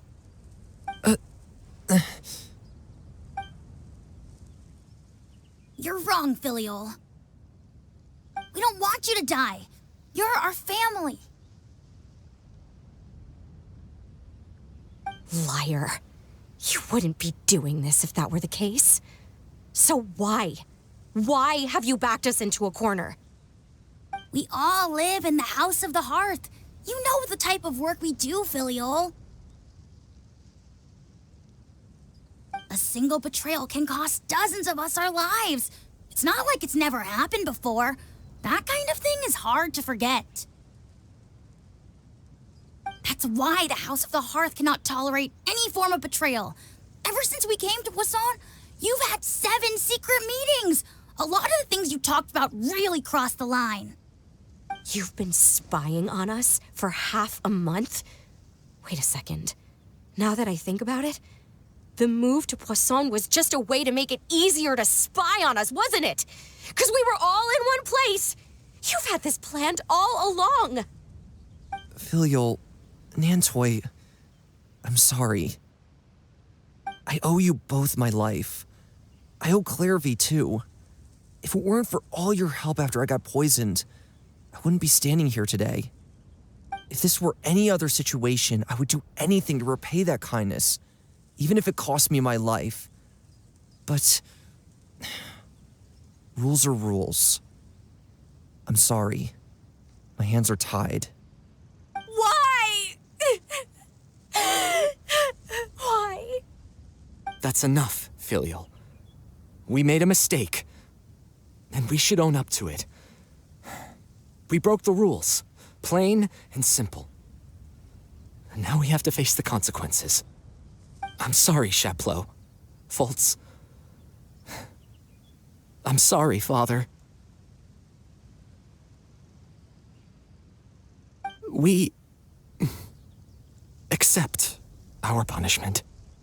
Chapleau, According to the rules of the House of the Hearth, how should these traitors be punished? All those who betray the house pay with their lives. And so it shall be.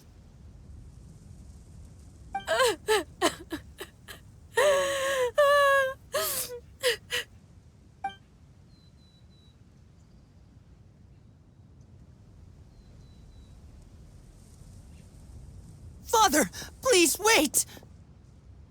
Something you want to say, Linny? Please reconsider, Father. What Filial and the others did, does it really count as betrayal? We all come from broken families. From the very first day we joined the House of the Hearth, we wanted nothing more than to make it a real home. But the truth is, none of us know what a real home should look like. I'm not saying I have all the answers. All I know is this. Killing Filial and the others may uphold the rules, but doing so will only bring us further away from being a real family than we've ever been. So please, Father, please reconsider. I agree with Linny. Father, please. Linny, you...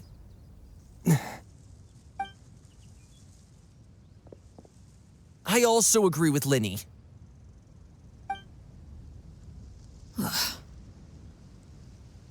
An order once given cannot be rescinded.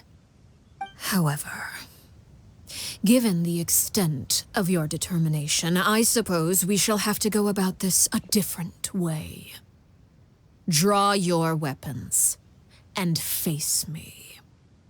Our weapons? Father, are you referring to a duel? Precisely.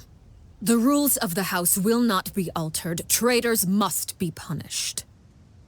However, resolving disputes with a duel is also one of our rules, one that also applies to me. Demonstrate a sufficient showing of strength, and I shall offer a concession. Wait. Beat Father in a duel? Impossible. Father is way too strong, even for Linny.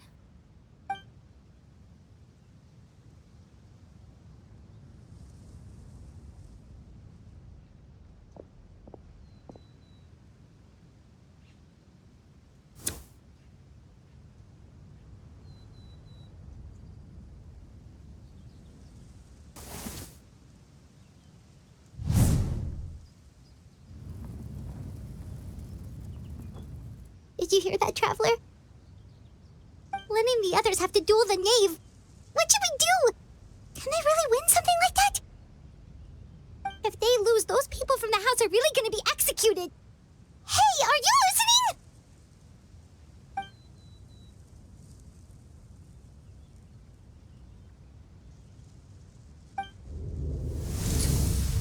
Don't you want to say a proper goodbye at least?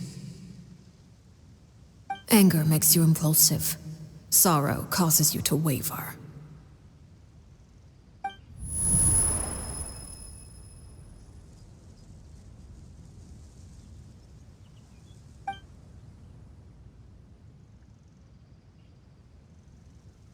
Oh, looking at that expression on her face, she seems really serious about this. Guess that means there's no chance she's throwing the duel on purpose, huh?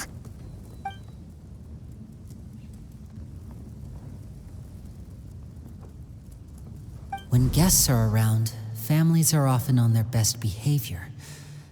And any disputes are less likely to escalate. When the time comes, make the choice that you deem most appropriate in the situation, and lend your help to the House of the Hearth. What's wrong, Traveler? Hey, where are you going? Traveler?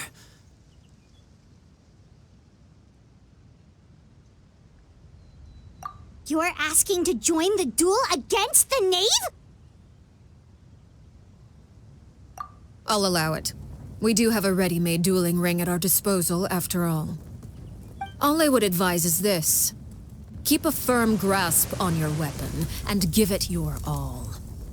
Any less, and you may just lose your life.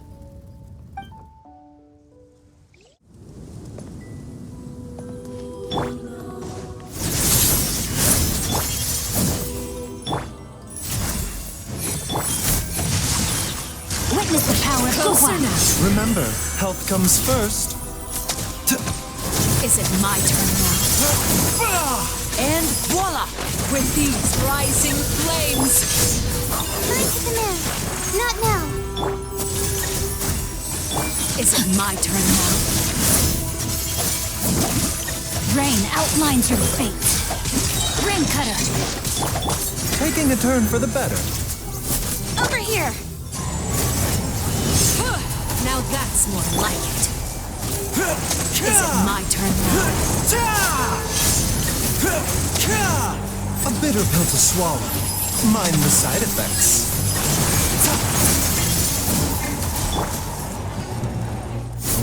If I really have to draw my blade, then... With the fall of darkness, destruction shall rise. Don't be scared. Have a taste of purgatory. A bitter pill to swallow. And voila!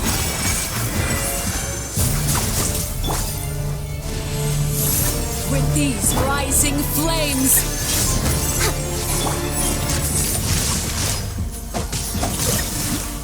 it's Witness my the power turn of the now. wild. Father's even stronger than I expected.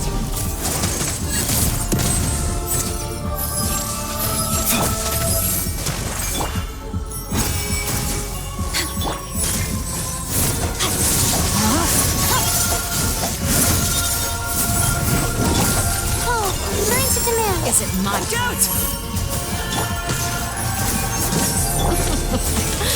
Look at you, trapped like a bunch of helpless animals. Body and mind.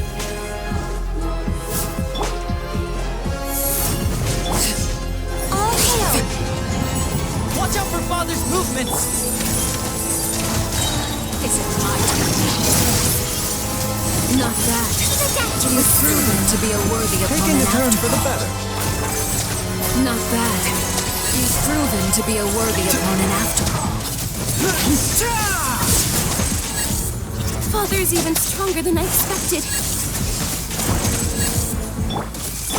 Stars, shine for Spare me. your energy. My guiding Running stars. is little use.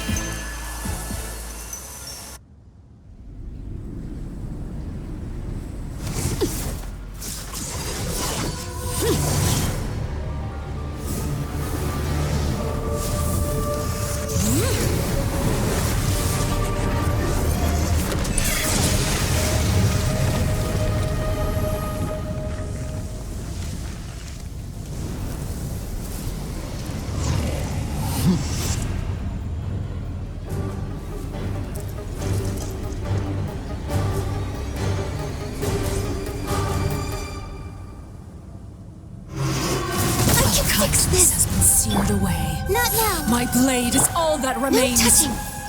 Time to act. Rain outlines your fate. Rain cutter. Mind the side effects. A bitter pill to swallow. Seems like an emergency. Ta! Ta!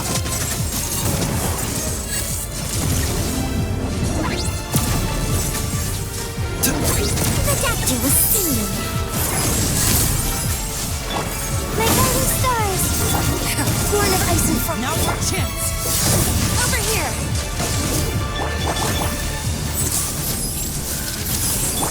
Oh, mine to command. For Rex The sun Lapis. and moon have set. Only ruin remains. Access denied.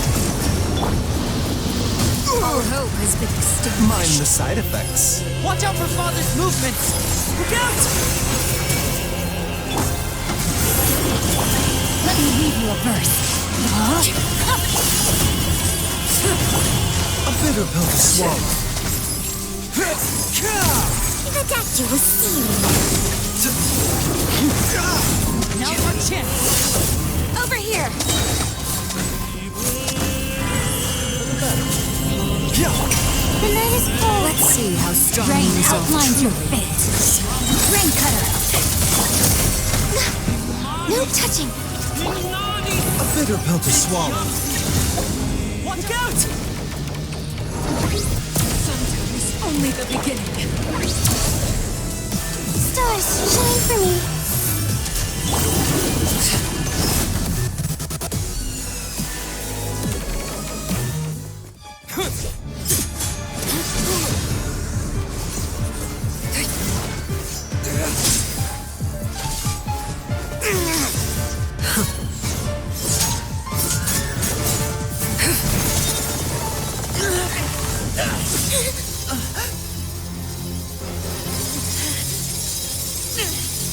You should know better than to crowd in one place.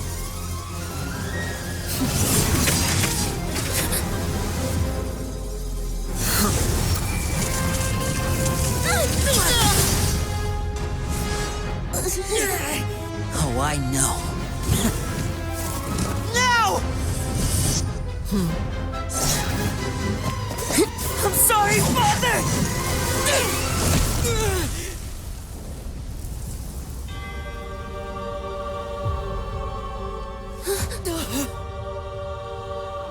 Sorry for what? This pitiful excuse for an attack.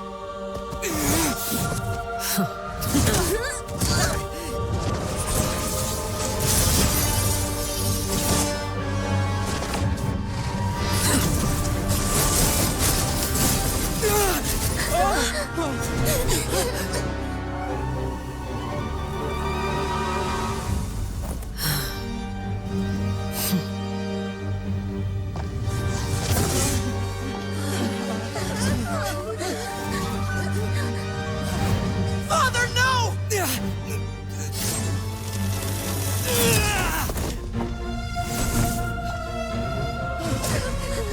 Made it out, did you? You're stronger than I expected.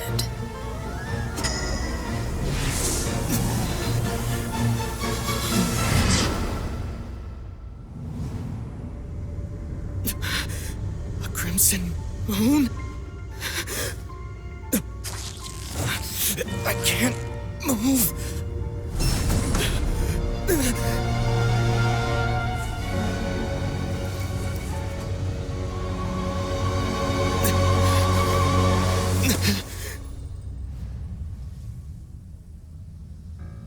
Still, not strong enough to beat me.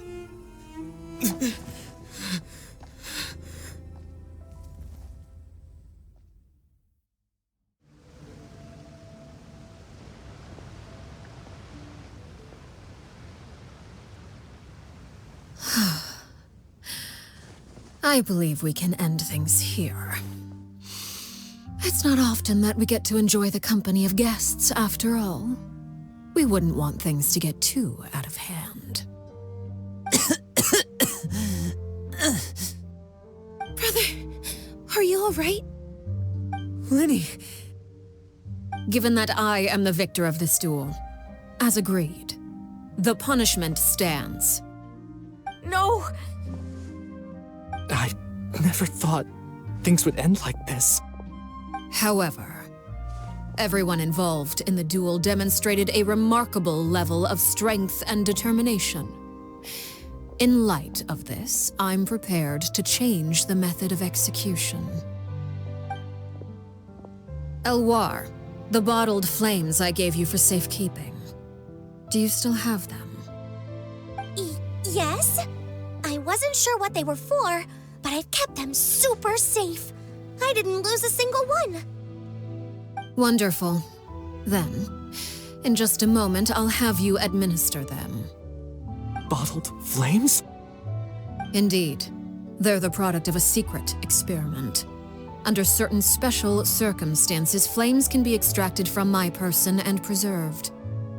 Once ingested, searing pain will spread across every inch of your body. No harm will come to you physically, but your memories will be burned away. If you can withstand the pain, when you awake, you'll have forgotten everything you know about the House of the Hearth, and will be expelled from the organization.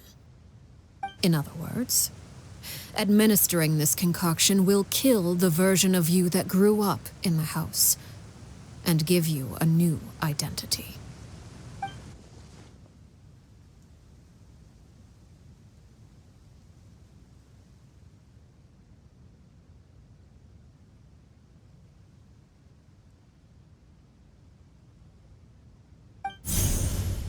Memory is a mysterious thing indeed. Losing a portion of your memories will alter your sense of self.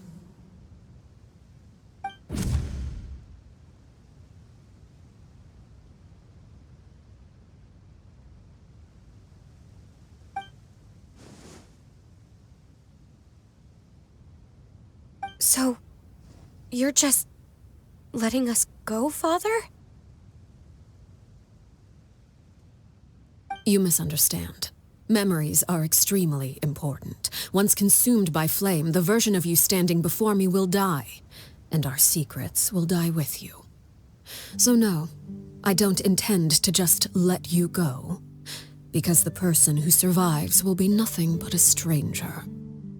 Even so, I won't have to live in fear anymore. I'm sorry, Father. I'm sorry I let you down. But I really... Don't cry, Filial. You haven't left the house yet, so there are still rules to be followed, yes? Remember what I taught you. Anger makes you impulsive, sorrow causes you to waver. Don't let yourself be controlled by your emotions. Of course. I'll remember. Dry your tears, and go pursue the life you really want. Yes, Father. Chaplot, Foltz, Elwar. Take them back to Poisson. And bring Linny and the others as well. I prepared 3 extra vials of bottled flames. As for whether to take them, the choice is yours. Goodbye, children. The next time we meet, I will no longer be your father. Thank you for all you've done for the house. I hope you have bright futures ahead of you.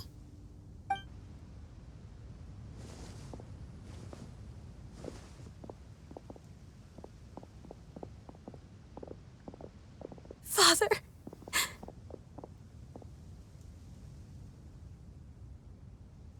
Let's go.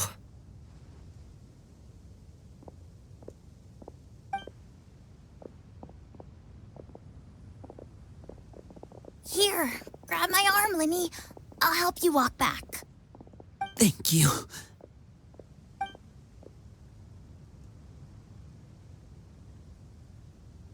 Clervie.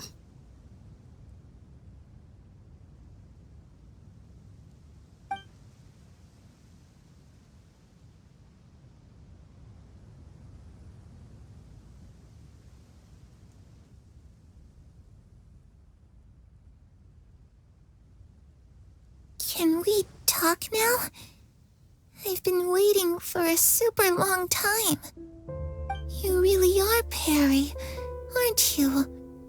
I haven't seen you in so long. How come you're all grown up? Wait, did I somehow travel to the future on accident? Or am I dreaming? What a long dream. Neither. You died, Clervie. That's what happened. You could have at least sugarcoated it a little. Look, she's so speechless. Oh. Okay then. Huh? That's it? You accepted it just like that? Yep. If that's what Perry says happened, then I believe her. Perry wouldn't lie to me. Plus, I don't really need to know why I'm like this. I'm more curious about what happens in the future. If you're a harbinger now, Perry, that means Mother is gone, isn't she? Can you tell me about it? I want to know what happened to her. And to me. You never stopped trying to defy fate. At first, no one believed you. You could only vent your frustrations to the moon. In fact, you often sought comfort in the night sky. You wanted to see the aurora, So one night, we promised each other we would go to Snezhnaya to see it together. Later on, you tried to run away, but you were brought back each time. Mother spared your life, but it wasn't out of kindness. Instead, she decided to make an example of you by slowly torturing you over time. That way, the other children would know what happens to traitors. Still, you never gave up. Mother hoped that through ruthless duel after ruthless duel, she would be able to crown an ultimate victor among the children she raised. But you called on everyone to unite, to fight to a draw in order to reduce casualties. Your efforts may have only delayed the inevitable, but still. You gave them hope. You tried everything you could think of, but every attempt ended in failure. Still, you never turned your sword on Crucibina, and you never turned it on me. On that gloomy day, you told me, "For the last 16 years of my life, I've done everything I can to fight for freedom. But now, I realize that the only freedom I truly possess is the freedom to choose to die." I never imagined I would say something like that. I must have been feeling really worn down. But somehow, I still think I understand. According to Mother's plan, only one of us was going to make it until the end. And I always hoped that person would be you. If I could do it all over again, I still don't think I would make a different choice. Even when I first met you, I knew you'd be able to do what I couldn't. Is that so? Even now, I'm not sure I truly understand what kind of freedom you were trying to pursue. But as the head of the House of the Hearth and as the children's father, I've tried to give them the most basic of freedoms. The freedom to choose their own fate. It's something I discussed with the Iudex of Fontaine. The children who want to leave the house will have their memories wiped clean of all secrets pertaining to the organization. In return, they will be allowed to live a normal life in Fontaine without being prosecuted for their past. Of course, I won't simply hand freedom to them on a silver platter. They have to fight for it and prove themselves worthy of it. Only freedom that is earned has true value. That's more than enough. That's exactly the kind of life I was fighting for. You know, Perry, I think you're a pretty amazing king, and a really great father, too. I'm really happy that you're the one who took over the house. I guess I do have one regret, though. I still haven't seen the outside world. Well, it just so happens that our dear guests over here have been to many nations and traveled to countless places. Perhaps they would be willing to tell you what the outside world is like. Really? Of course! We've traveled all over the place. We've got so many stories, we could probably talk your ears off for 3 days straight!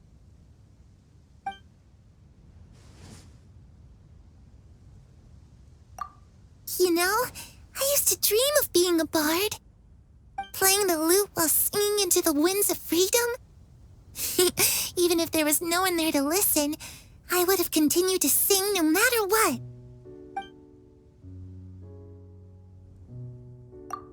Ah, that's where Mora comes from. I never knew that before. If I had some Mora, I would buy 3 new dresses. One for me, one for Perry, and one for Mother. It's just too bad Perry doesn't like wearing dresses. And Mother, well, she probably wouldn't accept something like that either. I guess I'd just have to keep them all for me then. I could wear a different one every day.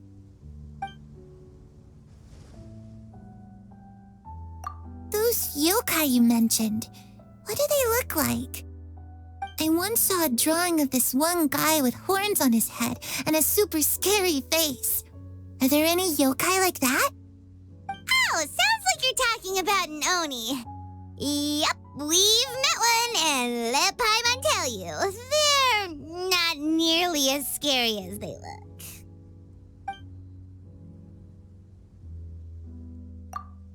I was always too afraid to skip Mother's fighting lessons. But at the academia, I bet you could do all sorts of secret things in class. Things that have nothing to do with studying. I'm just kidding.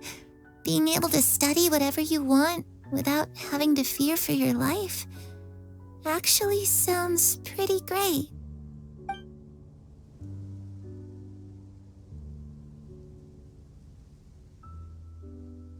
The situation was super dangerous. Lenny and Lynette were accused of committing a crime, and they were going to have to stand trial at the Opera Epicles. Oh no, that must have been hard for all of you. What happened next? Don't worry, we were able to turn the situation around super quickly, all thanks to Detective Paimon, of course. How'd you do that? Come on, tell me. Okay, so it was like this. After the failed magic show, we rushed to the scene and...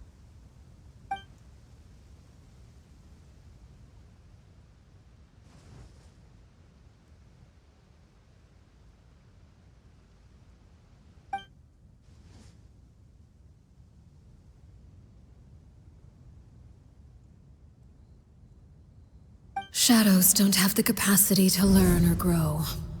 Any new information they encounter is quickly forgotten over time.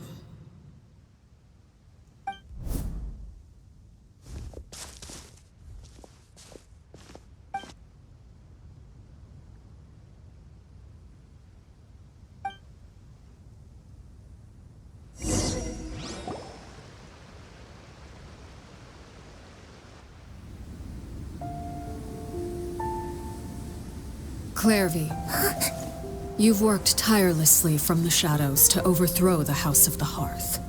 Now, by my authority as the Knave, I shall announce how this matter ends. You are hereby expelled from the House of the Hearth. You are no longer tied to this place, nor are you bound by its rules. You're saying that I can finally leave? I get to experience the outside world as well? Oh, I almost forgot. There's no getting older for me. Still, seeing who you grew up to be makes me really happy, Parallel. Take care of yourself. Goodbye. May we meet again someday.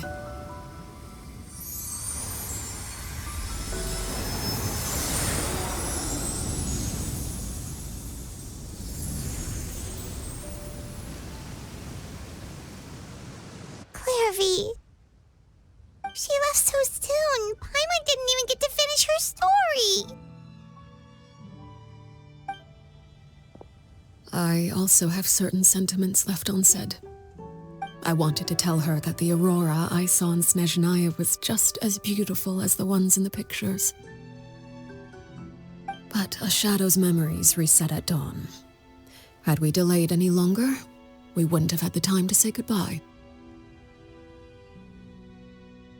Whatever regrets may linger, let them be lost to the coming of a new day. Father? It's Linny! Hey, Linny!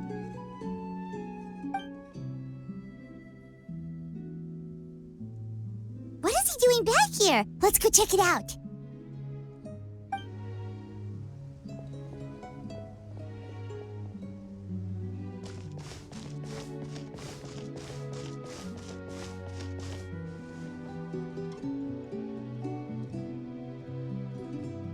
Father, the bottled flames have been administered. Filial and the others have left the house. And you? What have you decided? Thank you for giving us that choice, Father. But we never wanted to leave the house. It's the only home we've ever known. Lynette and Freminet feel the same way. They're recuperating back at the Hotel Bouffe Tété. But I decided to come back and tell you where we stood. I'm sure you're well aware of the expectations I have for you. I want you to follow in my footsteps and become the next king of the house. Yet you seem to have different ideas. I must admit, I'm rather surprised by your decision to stay. There's nothing wrong with choosing to live a quiet life.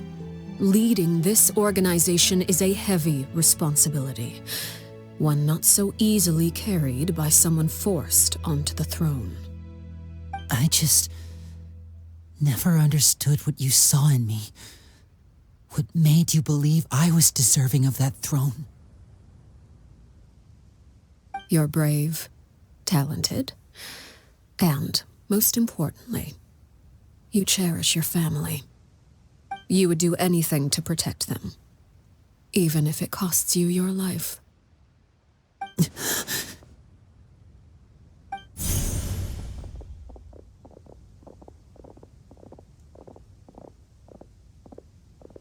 Speaking up back there was so brave of you, Linny. It's all thanks to you that we were able to convince Father to back down. You're a hero, Linny. Hero? Father is the real hero. Had Father gone all out during the duel, there's no way I would have walked away with my life. She must have had it all planned from the beginning, from the very moment she suggested a duel. I'm not deserving of that title. I'm not strong enough or smart enough. You're wrong. In my opinion, all you need to be deserving of the throne is conviction and the necessary strength to act on it. We may have different ideas of what it means to be a family, but you can hardly be said to lack conviction. What you truly lack is strength. For someone of your talent, though, that's something that will come with time. Even without that strength, you still chose to face me in a duel, even though the odds were stacked against you. That capacity to honor your convictions is what I truly see in you. Father. No one knows what the future holds, what tragedy or triumph may be in store. Being at the head of this organization requires the strength of will to face whatever comes. Caution will only hold you back.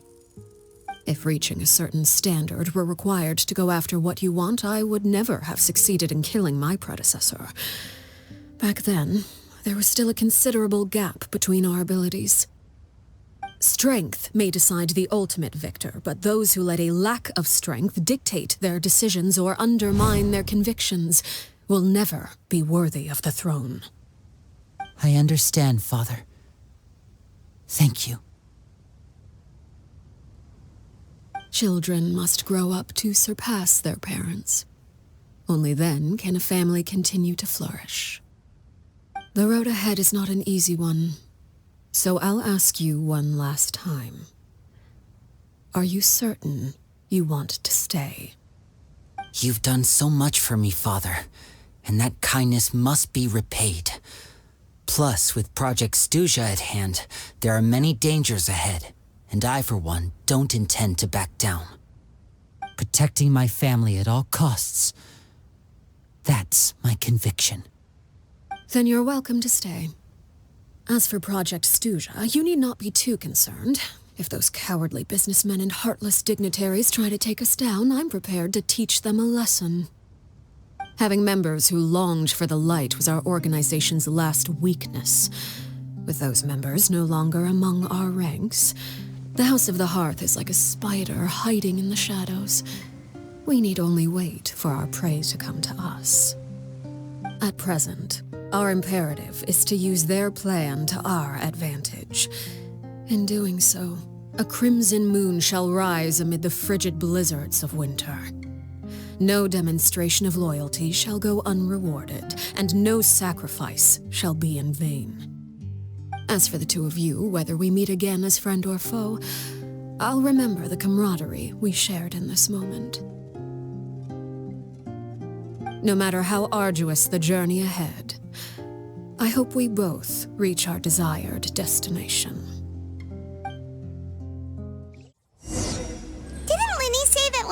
Freminet were recovering at the Hotel Bouffe d'été? Oh, Paimon wonders how they're doing. Maybe we should go check on them.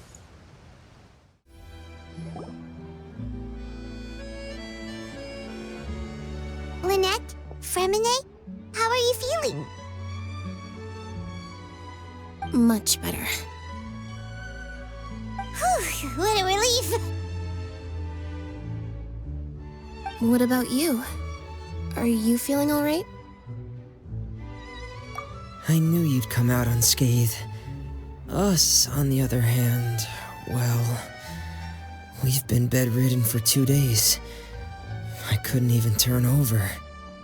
Oh, and I wanted to ask, is Clervie gone? Linny and the other members have left Poisson and returned to the House of the Hearth.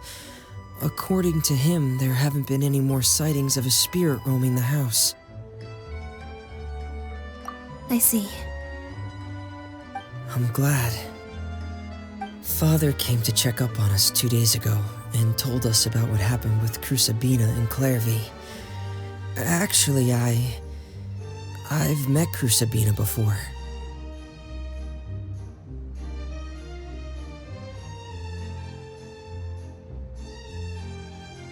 Wait, what? You've met the former knave?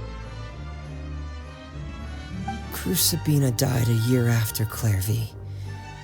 It was during the year between their deaths that I joined the House of the Hearth. Crusabina had an extremely cruel and radical way of doing things. While she was alive, the atmosphere in the house was suffocating. When I joined, though, the experiment she valued so much had already come to an end, and all the people involved, dead and injured alike, were gone. Crusabina never talked about the past with us newcomers. A couple of months after I joined, Father killed Crusabina and burned all her files.